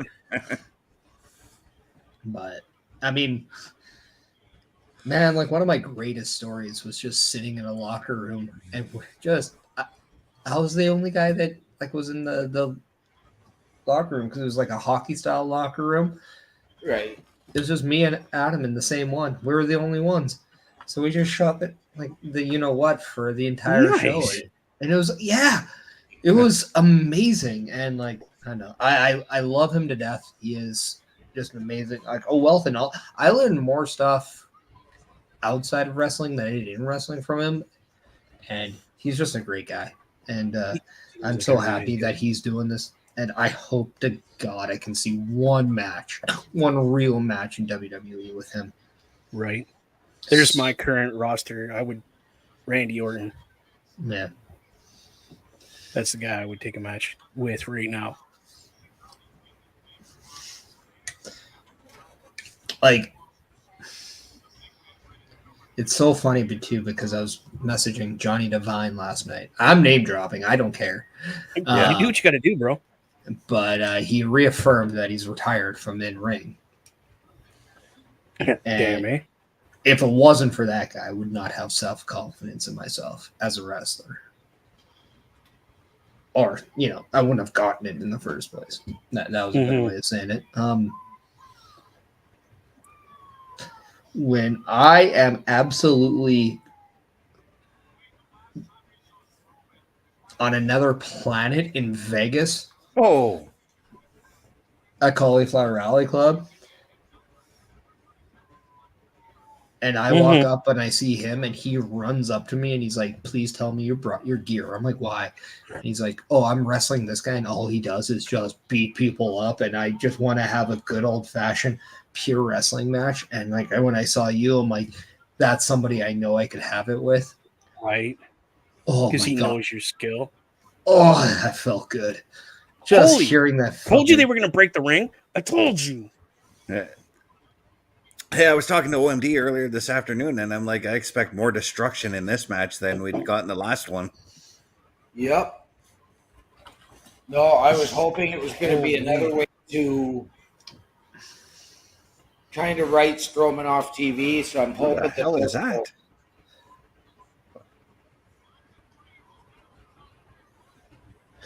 You look so awkward, just stepping over the middle row. I haven't got to that point yet. He's doing the, oh yeah, okay, let's do the runaround. Here you go. Did he throw Fad? I think he did. Like probably an enhancement talent. Yeah. Because I don't know why, but that guy looked like an NXT dude. I heard the NXT guys were in the backstage. All he seen was a body with a blue shirt. Right. At first, I thought it was Truth for a second. Oh Jesus, that was funny. I thought it was a Javion Evans guy. Oh God. Wah, wah.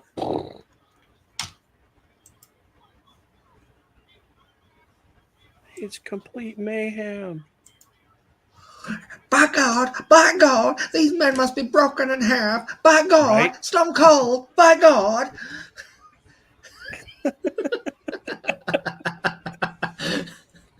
I'm glad you caught that and just ran with it. That was great.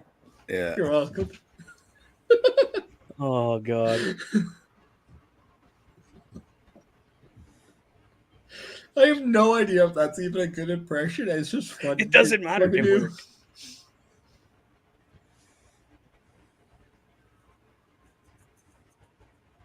Jeez, man, those guys are. Wow. The Botsies are everywhere. Ooh, this just in. WWE has filed for the name Shotzi Blackheart, and it looks like when Shotzi returns, she's going back to her full name, Shotzi Blackheart. Cool. I completely forgot about her. I'm not gonna lie. Yep. But where's the big guy going? I hope to God Braun Stroman walks like that in real life. Like what? He's like like ooga chaga, ooga chaga. Like imagine if he's like in the speed walking Olympics. Because I don't know why that's the thing, but it's a thing. But imagine Braun Strowman doing it. It'd be the funniest thing in the world. It'd be way better than that breakdancing chick who sucked. Well, they got no names pushing him into the back now. Excuse me. Oh, I got heartburn for some reason now. Damn it. Oh, put him in that big box and close it. Oh no, you just tossed officials. Oh no, there goes another one. Watch the camera. A golf cart that knocked out a camera.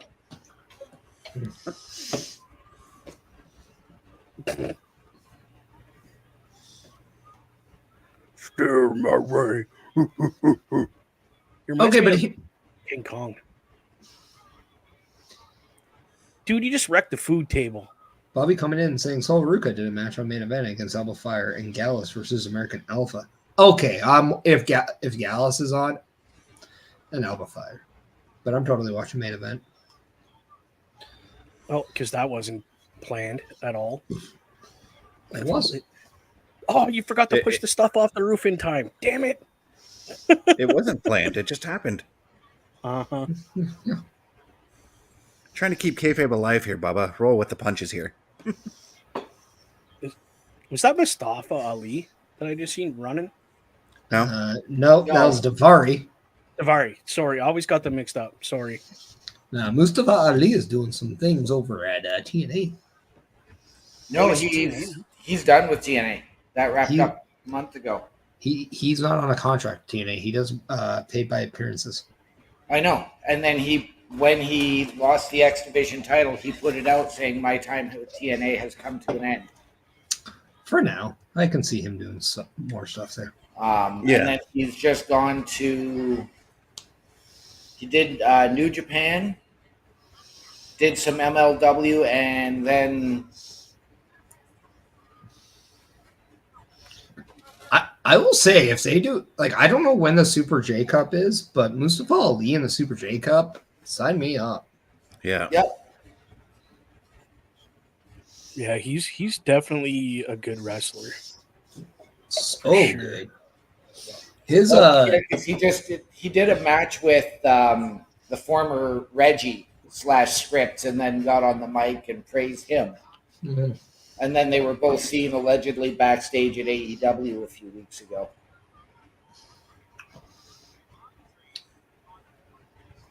Yeah, but was that not in Chicago though? Maybe. Because that's where he lives. Yeah. I mean, I could see him go there, but I do think if the opportunity is there with WWE, he would go back there, and that would be more of a priority. Because I do think under Triple H, he would get to do more of what he wanted to do than the regime before. Yeah. And when you look at what WWE has done since he left, there is belief that there's so much more you can do there. Yeah. Especially with I know the Saudi Arabia show that he did meant the world to him. Yeah. Yeah.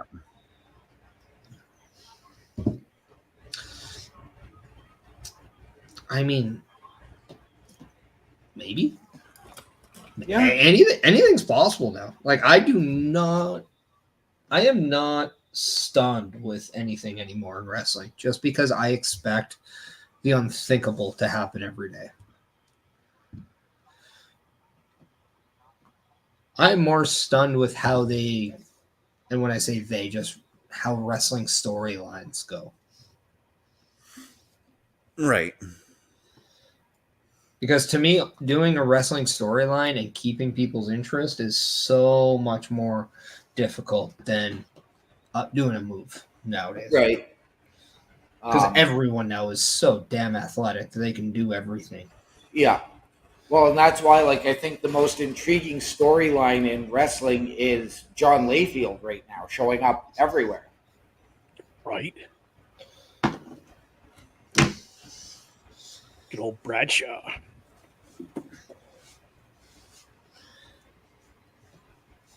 But they can't use the Bradshaw name. No, I know. No, but they can do JBL. They have been. Yeah, because he owns it.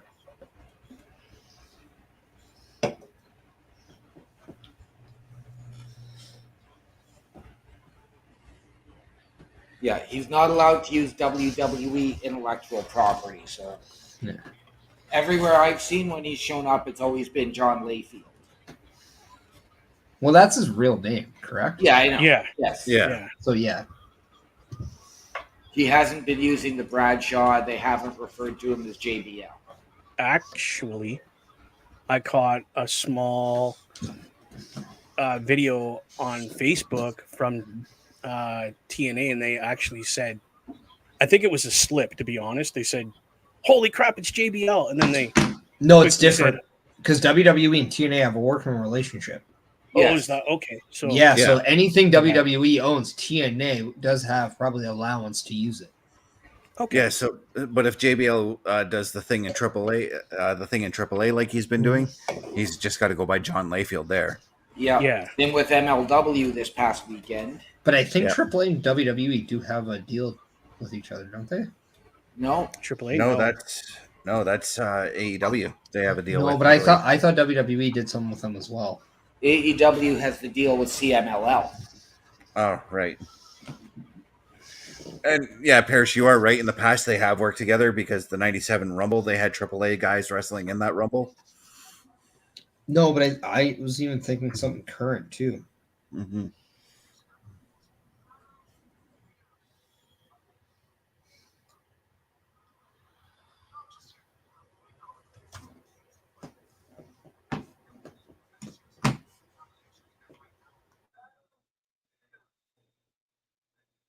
Uh-oh.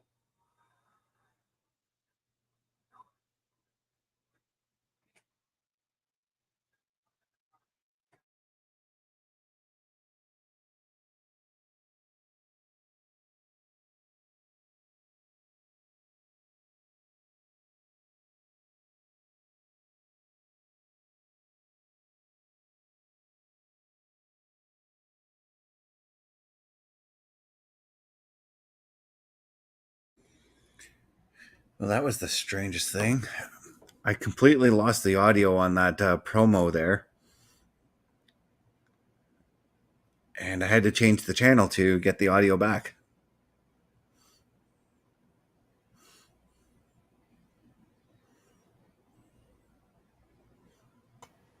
Interesting.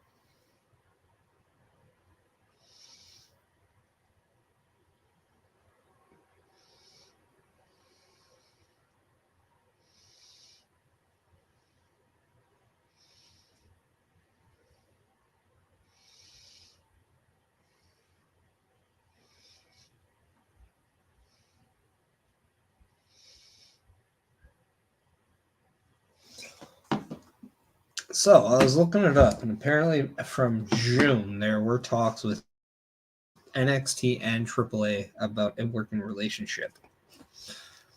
But that's stated from June. I don't know if anything's happened since then, but yes. I did remember hearing something between WWE and WWE and AAA. I just didn't know if there was anything substantial about it.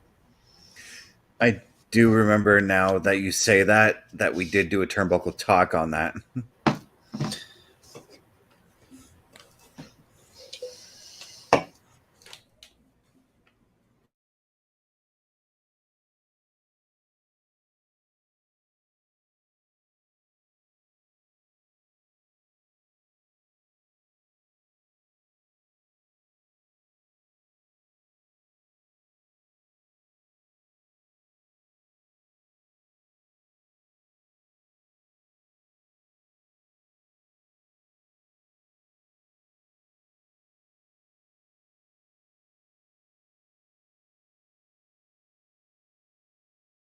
I'm going to throw this out there, but does Sami Zayn not kind of strike you now as a modern day, more wrestling throwback version of Mick Foley? 100% he does.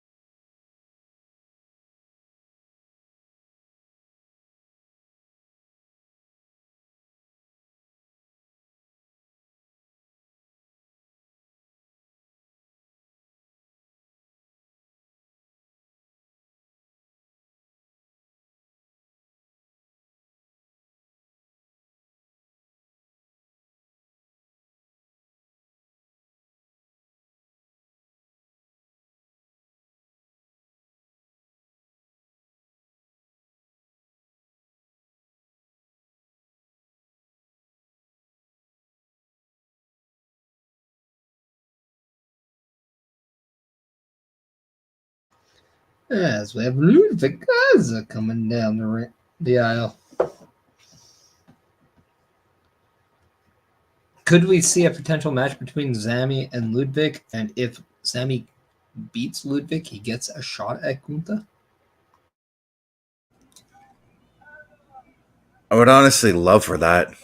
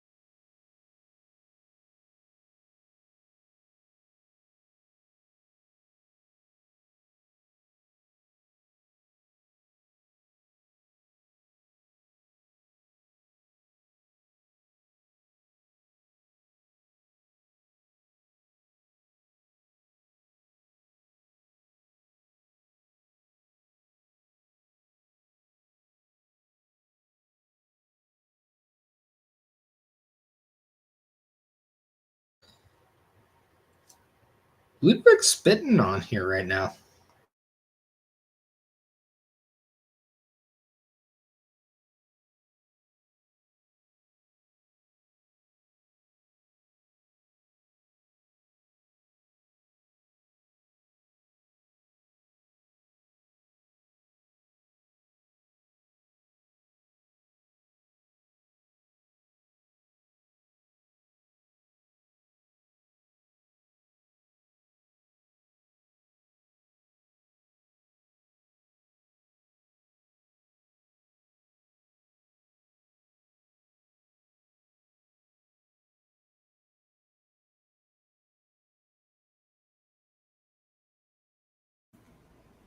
Bobby, you are so right on that.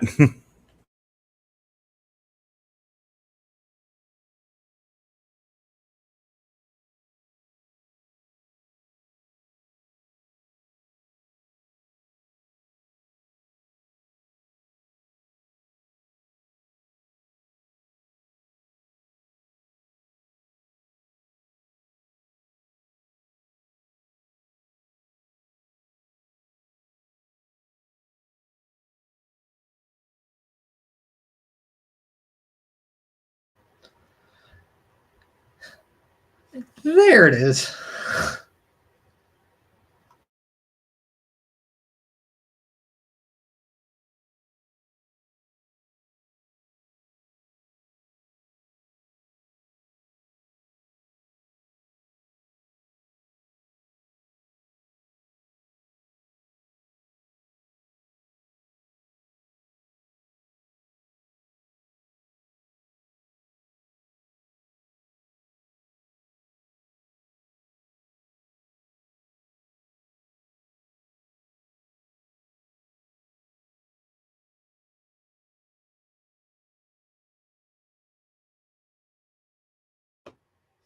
Kind of surprised with how long they're giving this this segment, but I'm happy because it's been absolutely amazing.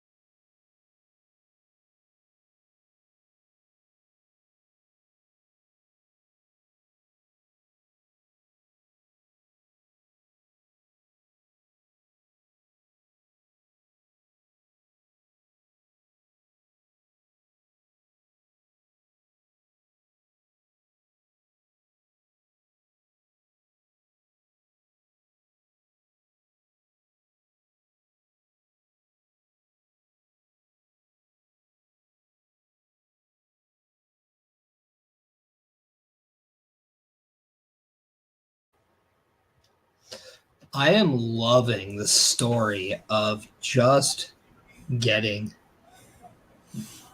acceptance to a challenge. I have not seen the story of a challenge being accepted in wrestling in a while.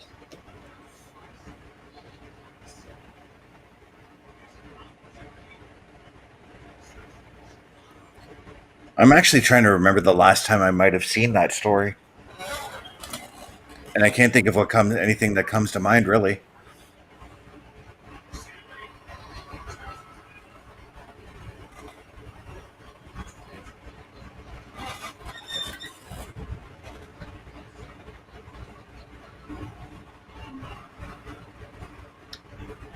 Who is?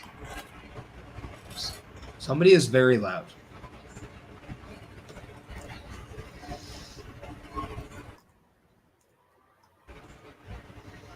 Not It's me. OMD.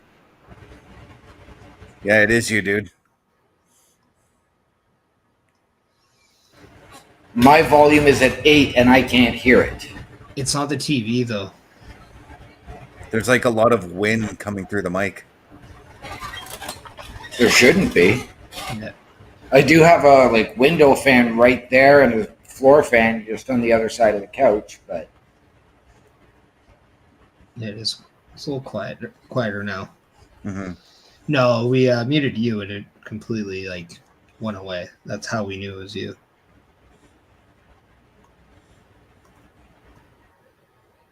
Yeah. Yeah, your mic just might be too close to the fan.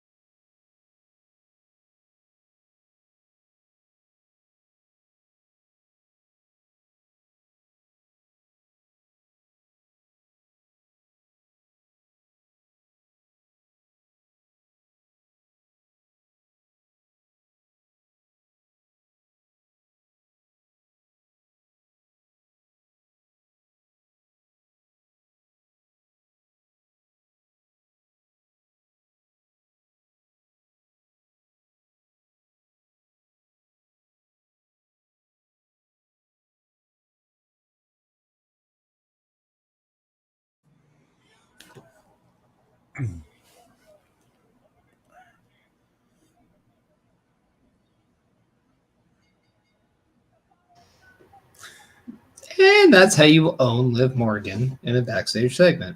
Yeah. It not as heated as it wasn't as heated as Rhea and Finn, but it still got its point across. No, but I mean, there wasn't really ever a history between Liv and Damien like there was with Rhea and Finn, though. Right. So, I mean, there was a lot more behind that one. And let's face it, Damien Priest was always against Liv to begin with. So, like,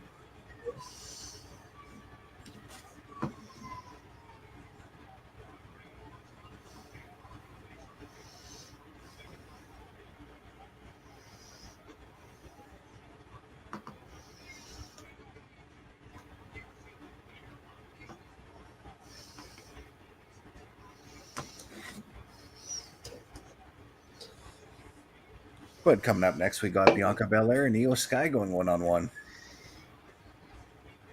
do we think this is going to be a fair match, clean match, or do we think there's going to be outside interference? I got to imagine Kairi Sane's going to find her way in there somehow. I honestly think the Unholy Union are going to find their way in there somehow. I think you're going to see the Unholy Union. I think you're going to see Zoe and Shayna. I think you'll see potentially KC Squared. Or, and this is a bit of a long shot, but based on what took place on Friday, do we see Tiffy and Nia show up somehow? Well, I mean, they shouldn't, right? But they did have that. They did put that little tease on Friday.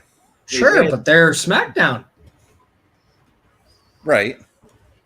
Why are they stepping up on Mondays? All right, they don't even go here.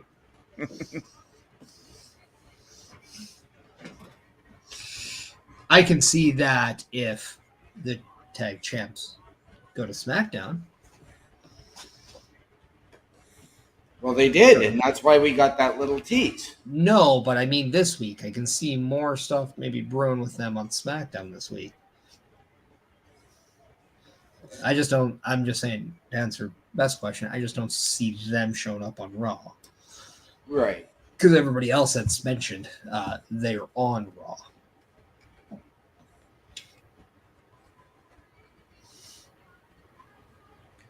All right. While we are in commercial break, it is time for my patented locker room visit. Ba, ba, ba, ba, ba, ba, ba, ba, ba, ba. Ba, da, da, da, da, da, da. Yeah, if you're questioning where can I get that sweet thing on a t-shirt, well, let me tell you something. You can just go to carcarafel.redbubble.com, or you can get a variety of all different shirts, all different graphics, and all different styles. So once again, you go to carlcarafel.redbubble.com to get one of your locker room visits. Because when you gotta go, you gotta go. And there's no better time than right now. Now that is an ad read. Come on. Yeah.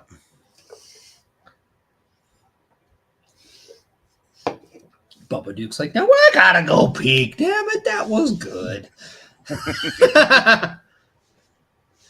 Or do you gotta take a Bubba Deuce? Come on. No, you're good. Yeah, okay. I did all that before the show. Yeah, I know. Some of us are Got bigger bladders than others.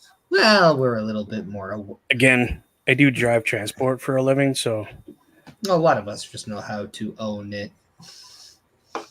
Yeah, we're a little more proactive in our bathroom needs before the shows. besides that, I got a giant bottle here, so I'm good.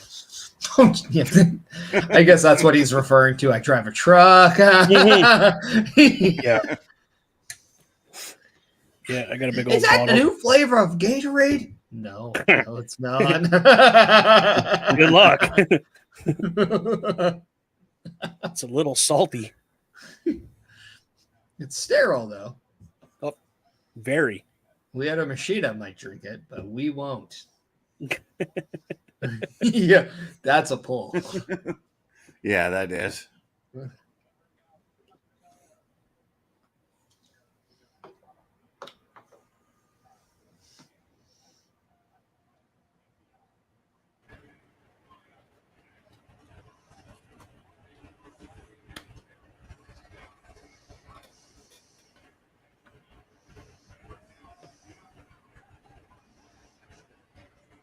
Such a good pickup.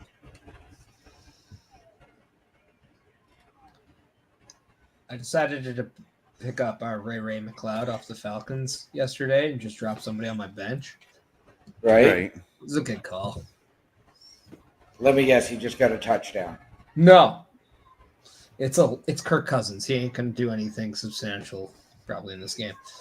He did get a very important catch on 4th and 4, though.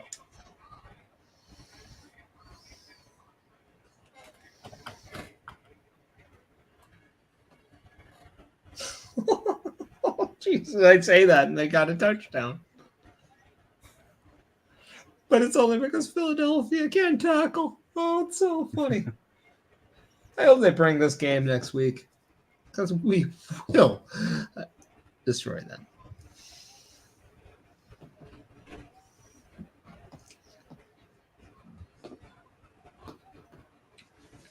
Yeah, and Kirk Cousins is about to make a move that I don't completely understand. I'm ahead of you in the game, by the way. Oh, they're going for 2. I know. I know they are. Yeah. That's not his call. That is the coach's and offensive coordinator's call. Yeah. But the reason why they're doing this is if they get it, they're making Philadelphia have to go for a major to tie the game. Yeah, but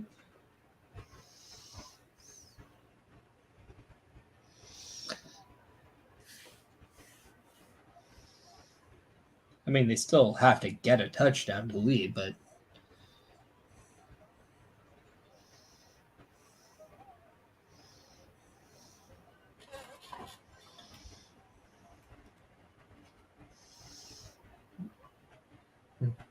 knowing that Bianca Belair makes her own gear, that is one nice set of gear. I actually didn't know she made her own gear. Really? That's something that's been like talked about a lot. We just literally found something that Commander Data didn't know. Mark the damn calendar. I didn't know that either. So But you're not Commander Data. You're not supposed to know everything.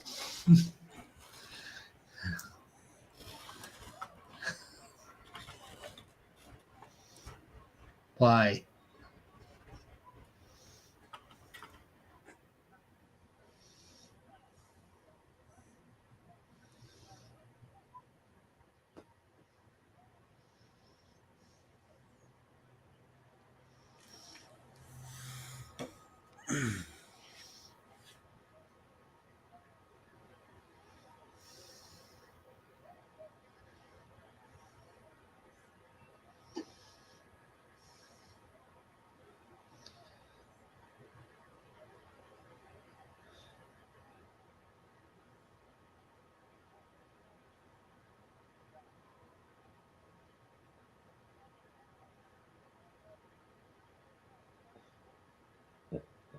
Okay, I'm going to make a comparison.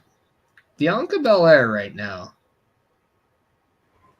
probably as entertaining as the presentation of AEW's version of Jade Cargill.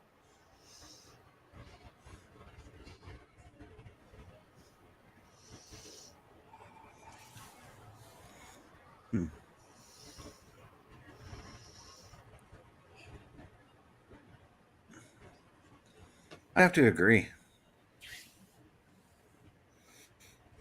Why?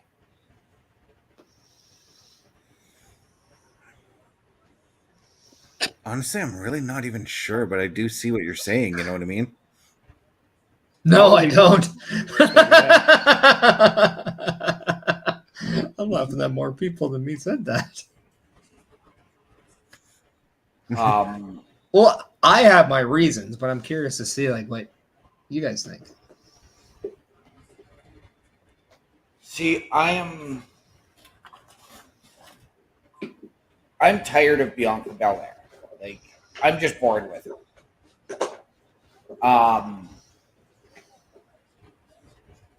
In AEW, Jade was presented more as a female Goldberg as to the way she's presented here. I'll even say this. In AEW, Jade's entrance was, I thought, better. Well, we really don't see Jade do an entrance in WWE as a singles that much. No. So the reason why I'm saying this is because I see that she's not that relatable to the live crowd. Right. She doesn't look weak very often.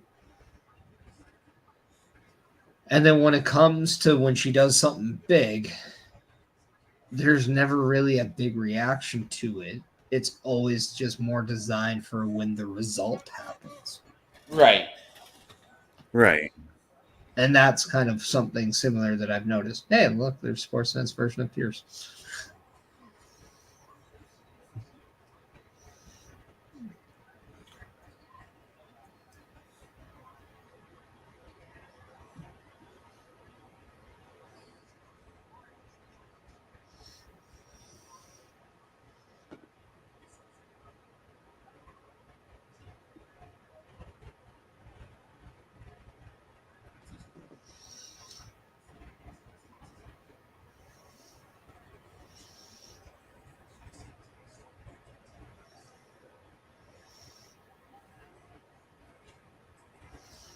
I am going to say this. I'm watching the Stanley Cup kind of thing with the Sportsnet thing. I am very shocked with how little they put the Florida Panthers on there. They have a lot of Vegas, a lot of Lightning, a lot of Caps, and there's a couple clips with Florida. Not a lot. And they're the most recent. I think they're doing them dirty. Well, that's because the Panthers are a dirty team. Yeah, if they won the Stanley Cup, though, they're no different from Vegas. No, they're not. Yeah.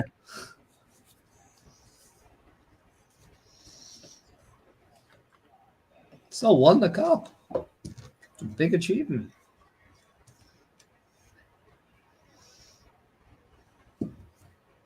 I'll even say this: unlike Tampa when they won their first of the three consecutive appearances.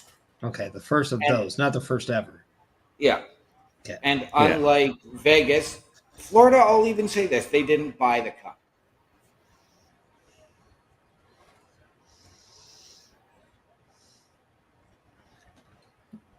I mean, I really don't agree with the buy the cup thing because I mean, NHL does have those loopholes, and that's just on them. I mean, come on, we're wrestling people. If you ain't cheating, you ain't trying. Right. Yeah. It's just Vegas is very obvious with it. Yeah.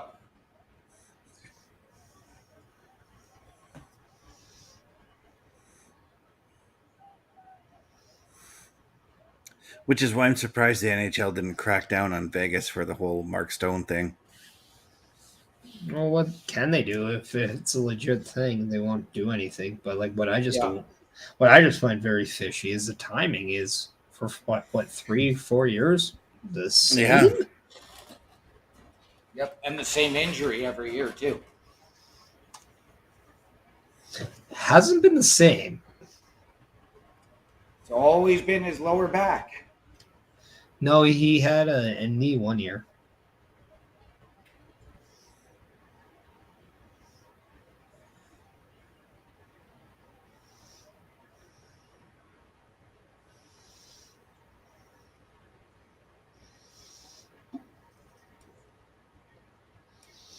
I don't know. At one point, I thought the Oilers were taking over as the most hated team, but I think that went away after the offer sheet. So I'm happy for that. It kind of honestly felt like that when you guys kept on getting the number 1 draft picks, though. You know? Yep. Oh, wait. Are you saying that because Ontario didn't get anything? No, I'm actually saying that in general, you know? I'll say this because as much as people probably got annoyed by it, you have no idea how the rest of the country feels when, Toronto made a big signing. It's going to be a Conn Smythe guy. Oh, exactly. Oh my God. They got a 58-year-old Mike Pekka. The cup is ours. I'm with you there 100%. We got Brian Leach. He's a Norris champion. No, I'm with you there 100% on that. But it was because Edmonton got all those number ones. What was it, 4 in 5 years or something? That they had to then they changed the rule now, and you can't get the number 1 pick more than twice in a 5-year span. Yeah, but here's the funny thing: the Oilers won the lottery 3 times out of those things. Yeah. It's not like we were the worst team. I think 2 of the times. Right. Like only 2, and it was just like what I think was funny is they got heat when they got the McDavid one because people were just jealous. They all wanted him. I think that one kind of is just like flushed out because of that. Buffalo got mad and they got a pretty good player who they ended up screwing, and that's why he went somewhere else. But let's be honest. Okay, people are going to complain that we got Taylor Hall, Hopkins, and Nail Yakupov. Those are the 3 guys that people are very mad about. I mean, Hopkins, sure. Hall, injury prone now. And Nail Yakupov, he's bustier than a boob job. So who cares? Yep.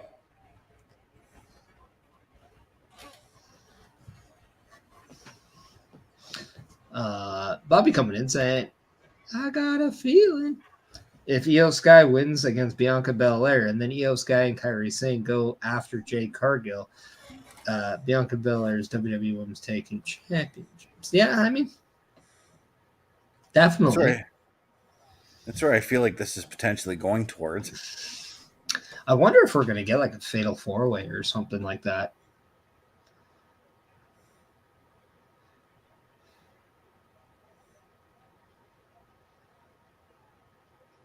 I wouldn't mind a fatal four-way with a team from Raw, a team from NXT, and a team from SmackDown challenging them for the women's tag titles.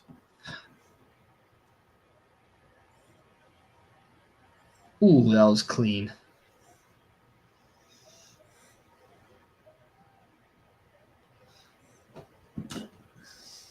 That dive outside for Mio was very clean. It was.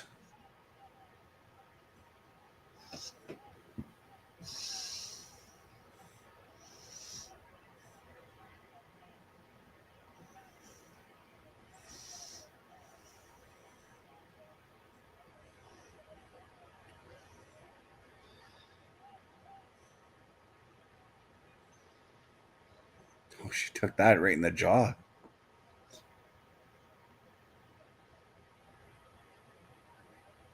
This is going to be the 450.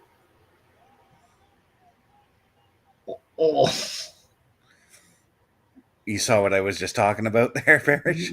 Well, at first I thought you were talking about Io because she kind of spiked her head on when she took that suplex in the ring. Yeah. So it was like the timing of that was like, okay, well, I'm not going to disagree.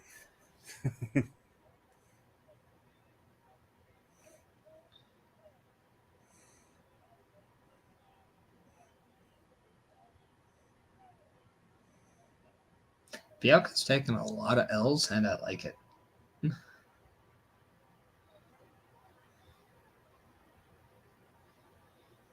it just proves that she's not quite the superwoman everybody thinks she is. Well, I think it's one of those things in a tag team, somebody has to take the L, and she's more primed to do it than Jade. I think they're just protecting Jade more than her right now. Right.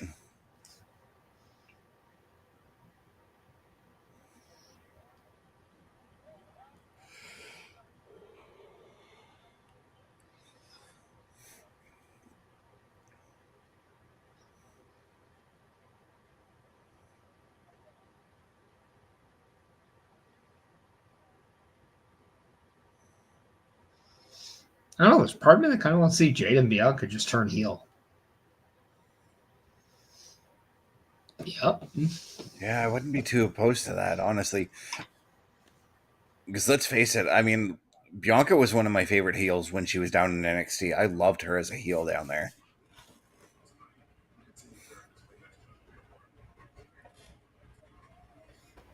Also, you kind of forget how much taller Damien Priest is against Rhea Ripley. Like, you're just so used to like Rhea cowering, pun intended, over the other women. But then when you see her against Damien, you're like, damn.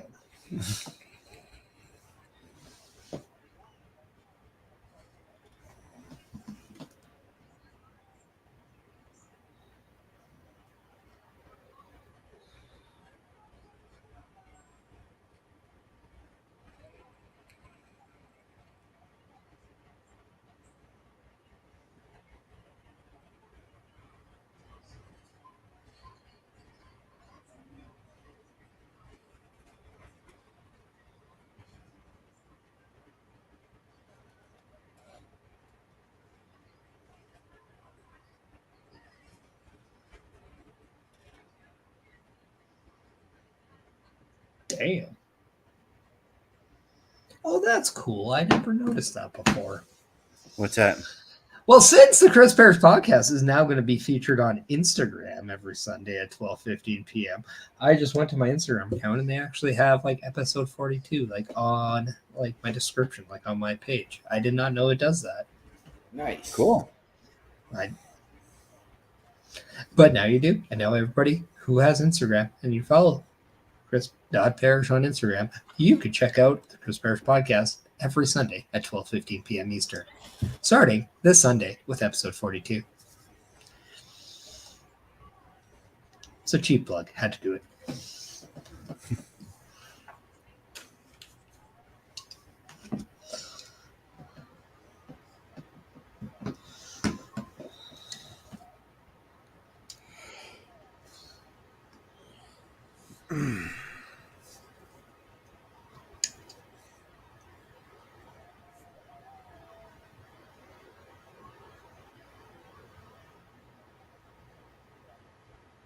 Oh yeah, that's definitely holding. That's holding on both guys though. I mean, you see one guy with a handful of jersey and the other guy has a handful of the other guy's sleeve, so it's like they should just cancel each other out.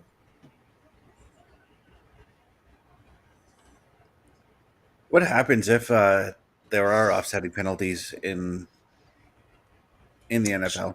Normally, they just replay the down. Okay. But sometimes they just let the. It depends. If they're offsetting penalties and they come after the play, then the play tends to just stand. But if they happen before the play, then they will replay the down. Okay. I just hit 40. Now I'm getting 50. Whew. The gray hairs are coming.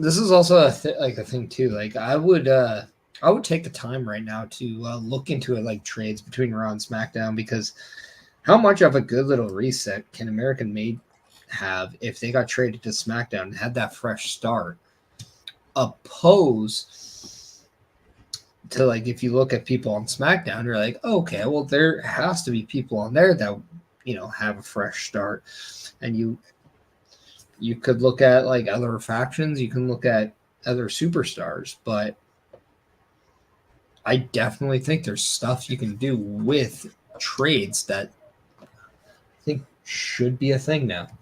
Yeah, I agree with you. I would be intrigued to see what they do with American Made over on SmackDown.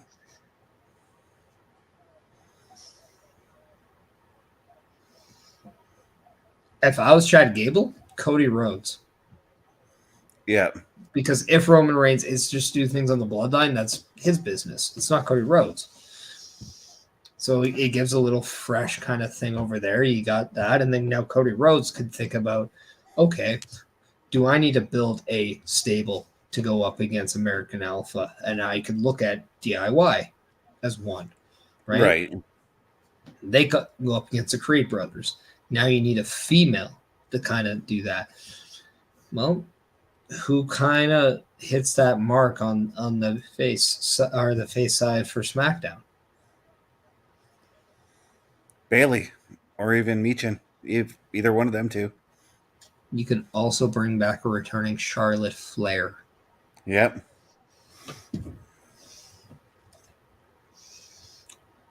Potentially even Alexa Bliss. Charlotte is not yet cleared. Not yet cleared, but they are, from rumor standpoint, it seems like they are making plans for her return in this current year. And I'm wondering if that QR code that we saw earlier is alluding to Alexa Bliss. Best just said it went to their Angel Fire site. Yeah, it was a bunch of poems and things like that. Right.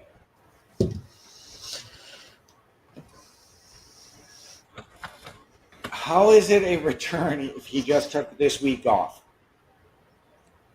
I think the return thing is just like he was gone. Now he just comes back. I think instead of saying coming back or like is here, they just say return as a general term now.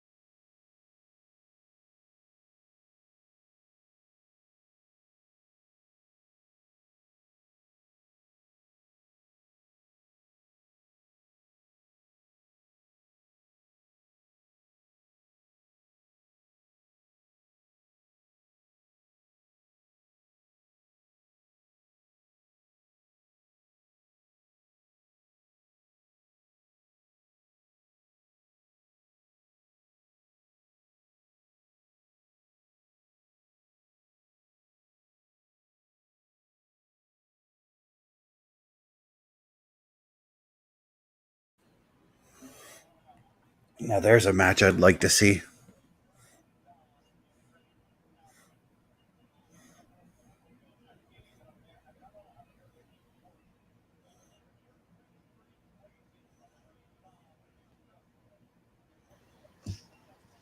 It's nice to kind of get a little bit of information on what you plan on doing with Ilya Dragunov. Mm-hmm. And with the way they're kind of creeping in, does this not look like they're starting to create a little bit of seeds towards War Games? Yeah. The main event, Terror Dragons.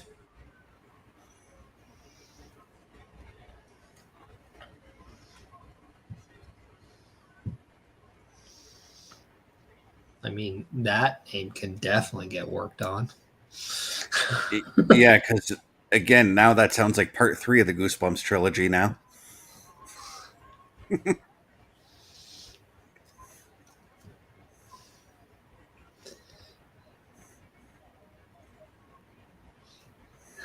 I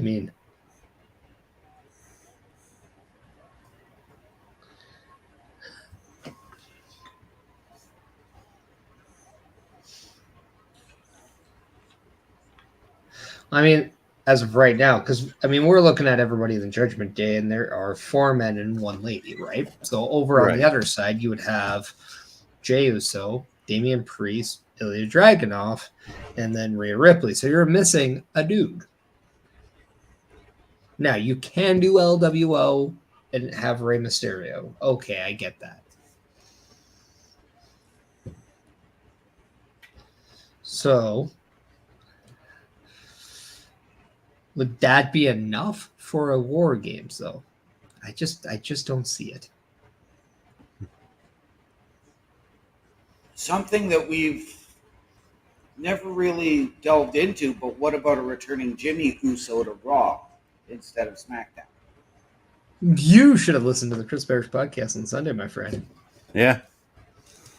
I alluded that to. In fact, I even talked about my predictions of who I would take or who I would have all champions lose the title to. And I even said JD McDonagh and Finn Balor would lose to the Usos.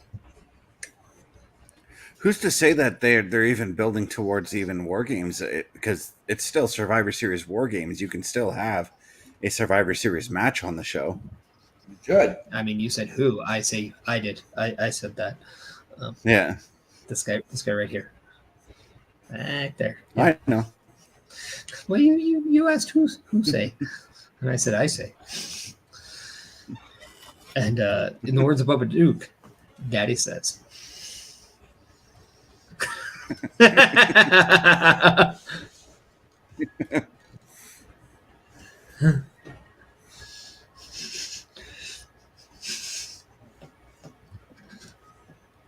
Bubba, you look at me when Daddy talks to you.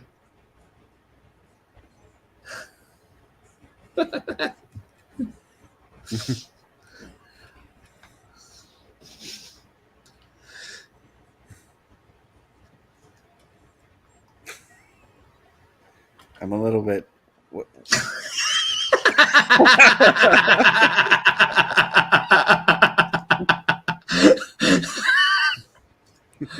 Oh.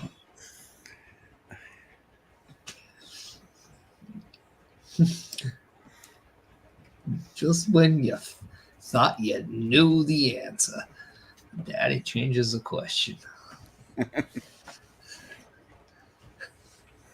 DADDY, because you gotta, mister. If you can tell me the movie I used that from. I did not think you would know.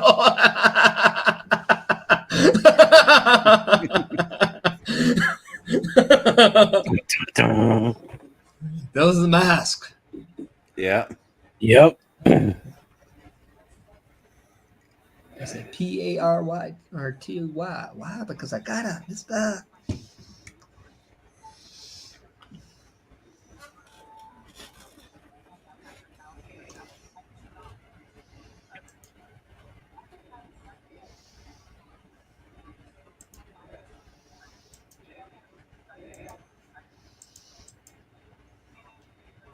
So the one thing I did find out, I can't use Apple TV to watch Raw on my TV. And for whatever reason, it does not allow me to have the Sportsnet app on there.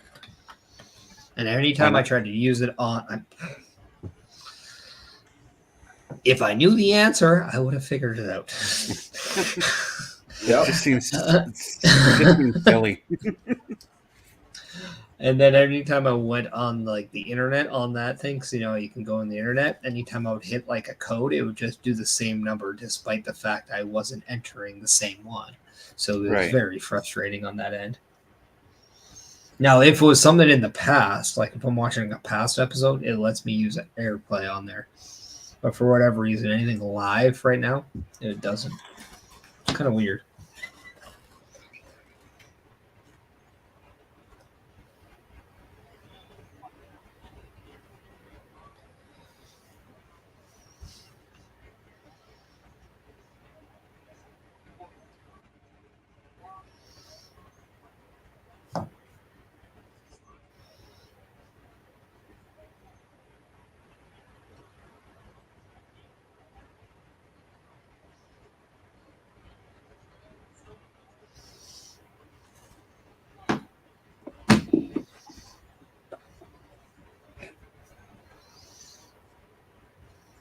Dom is dumb. It's the best I've seen ever.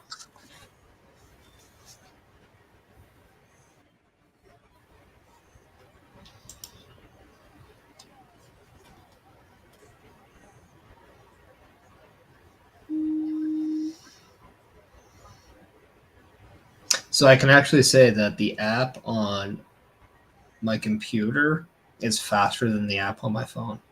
There you go.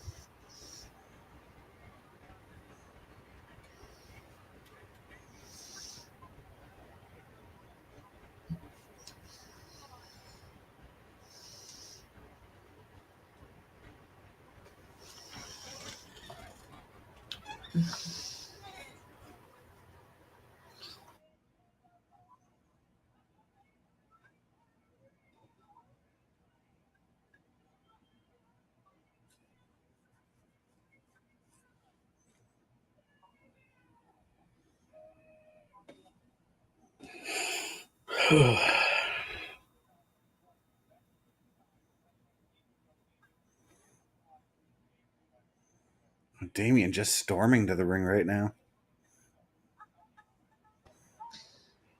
Now I have to ask, you saw like that there's still the purple in the entrance and all that. Do you kind of want to see that away from his thing because it does give you too much Judgment Day vibe?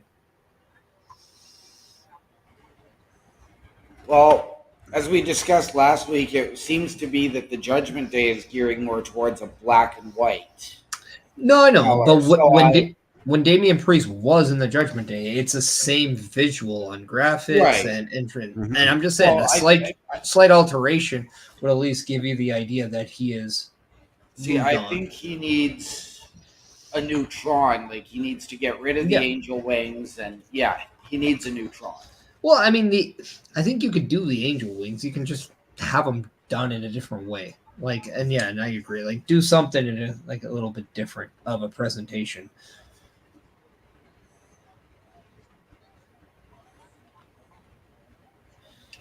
But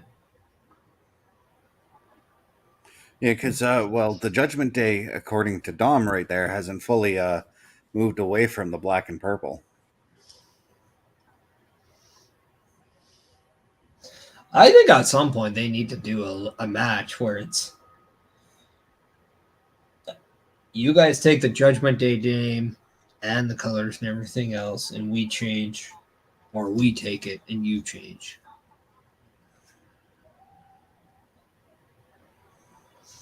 But also, Dom is known to wear past shirts and not necessarily current ones. Mm-hmm.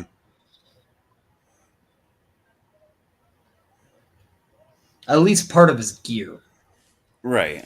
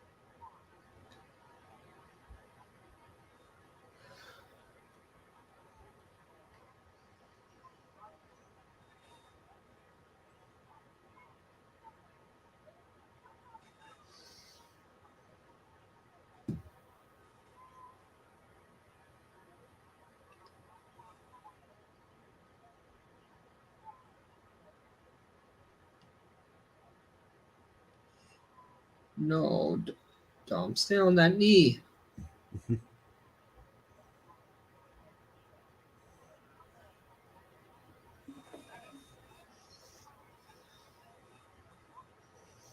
This is why Dom is Dom. Yeah.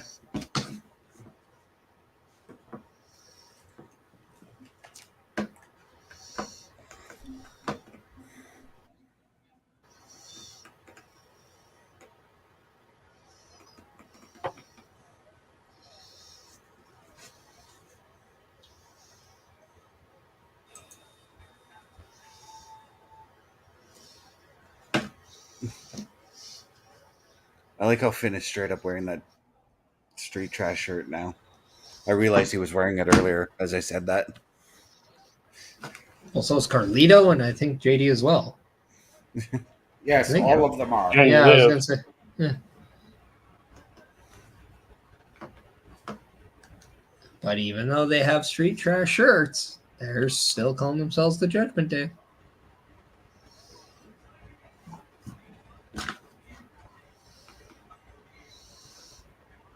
Holy cow. Yeah, Dom should have just went to sleep right there.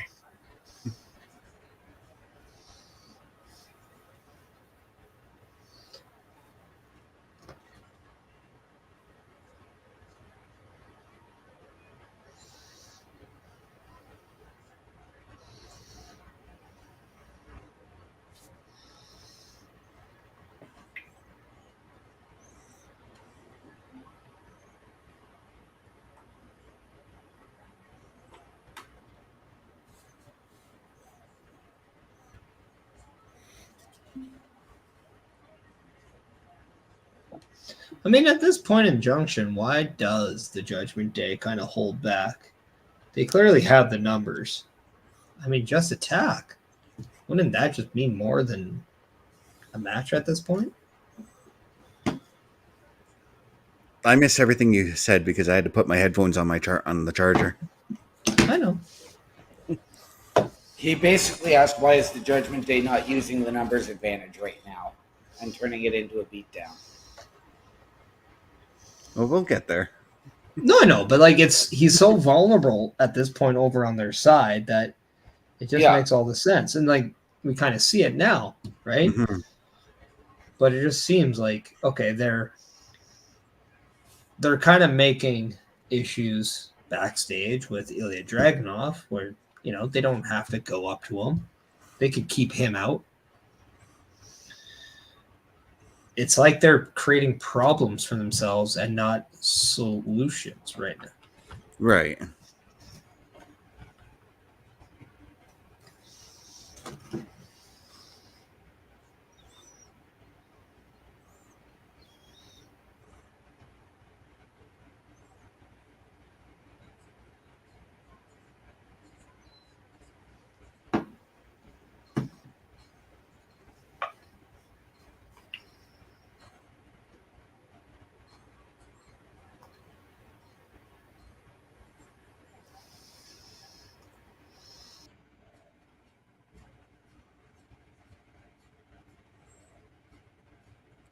Oh. See you later, Parrish.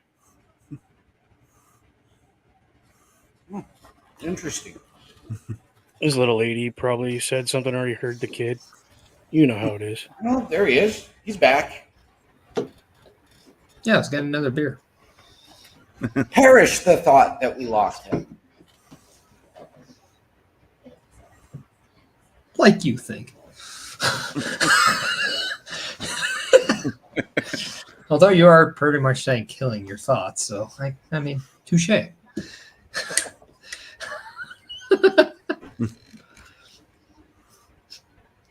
I mean, given the fact there's the four of us, using the word thought is kind of an outdated statement. Yeah. That applies to all four corners. Which, by the way, do you remember that game back when we were, well, maybe when I was a kid? We had the game when we were kids. What game? Four corners. Yeah, we had games when we were kids, OMD. So did I. I don't remember 4 corners. He had a rock and a stick. It's like Paul came out when I was a lad. Bob, go cut me a switch. Oh, don't, dude. No, you had to get that shit on your own. It ain't happening. Dude, like, no. So anyway, there was a game called it was more, I think, Foursquare. So it's kind of like this way, but like there was a chalk thing. I mean, we had like chalks into like 4 little squares. So you'd have a ball and you could use like, you're trying to get people out, but like every square had like one was a king, the other one was the queen, one was like the jack, and the other one's like the joker or something like that. Your way is trying to eliminate that. So like if the king got eliminated, they had to go out, and the next person waiting would jump into the joker, so the queen would become. And the whole idea is you're trying to either get to the king standpoint or trying to remain as the king. And there was different types of games you could play. But it was definitely one of those recess type games. Yeah. Right.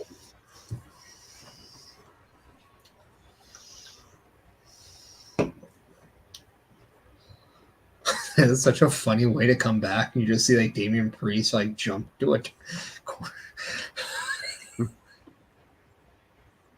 And Dom can't get him over.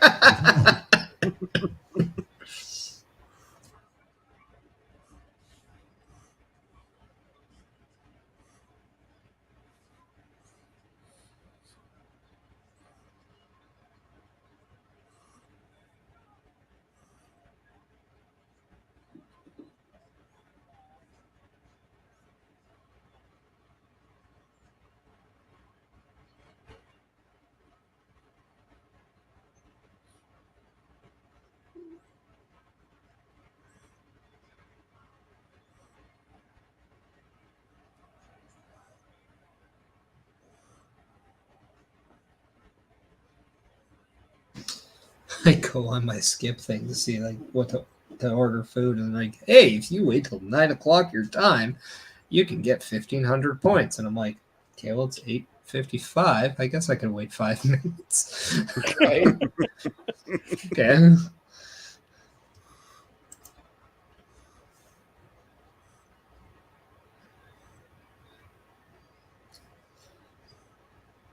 Oh, Priest is hulking up.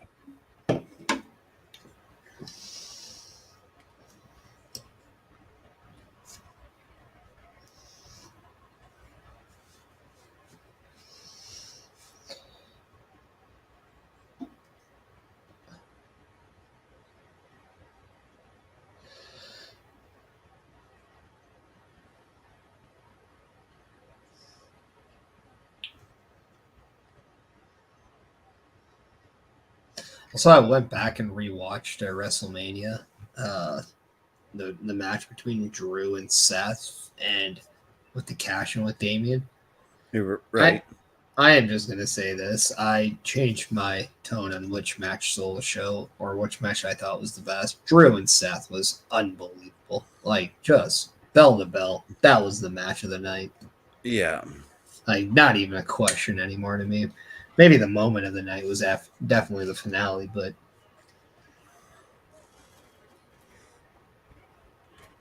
oh, that was a heart bump to watch. Oh.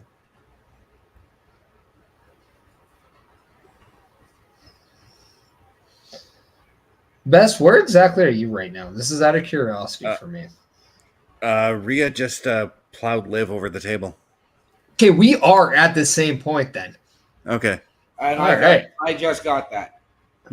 This is awesome. I'm still at the lead, and I don't even have cable. Yeah, oh, there she goes over the table.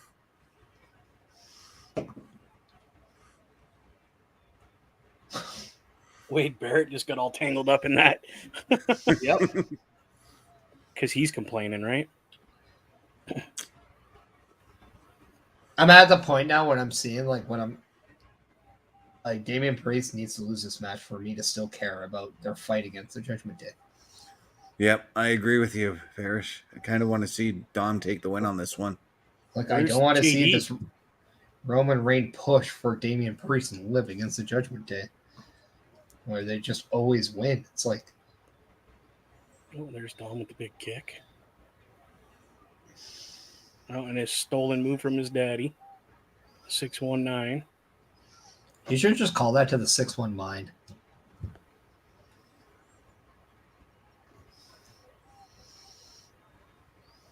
He's turned Dom inside out. Holy cow.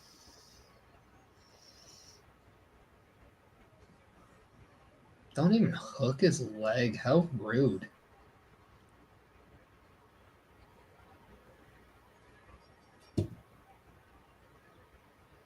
Oh, okay. Cool. Jey Uso's going to come down? Yeah, I get it.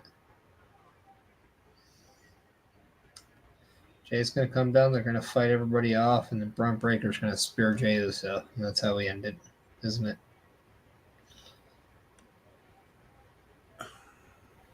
I wonder if we're going to get Dragunov instead. We'll probably get it all. Unless we get LWO.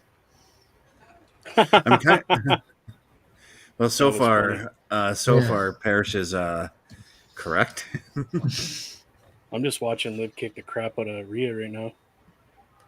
Why does Jay walk that way to the ring? Oh, yeah, he's waiting for Ilya. And once again, Parrish is correct. Oh, yeah, there it is.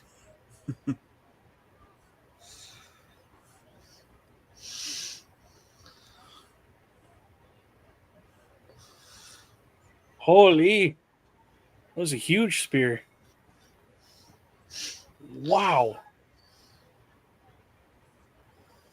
Well, just when his focus is elsewhere, Braun Breaker comes through. It's very fitting, actually. Mm-hmm. He yeeted him. That was great.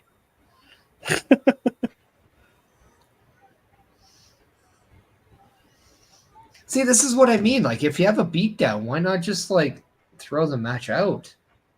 Like, why actually, like, who cares if Damien wins a match against Dom? That's literally what I was thinking when they came in and jumped Damien after the 3 count. Why didn't they do it during the 3 count and then you throw the match out, you know? Oh, somebody lost a hair tie. I think it was JD. Yep, it was. It totally was. Mm-hmm. He pulled his hair out when he was holding the leg. But yeah, it was JD.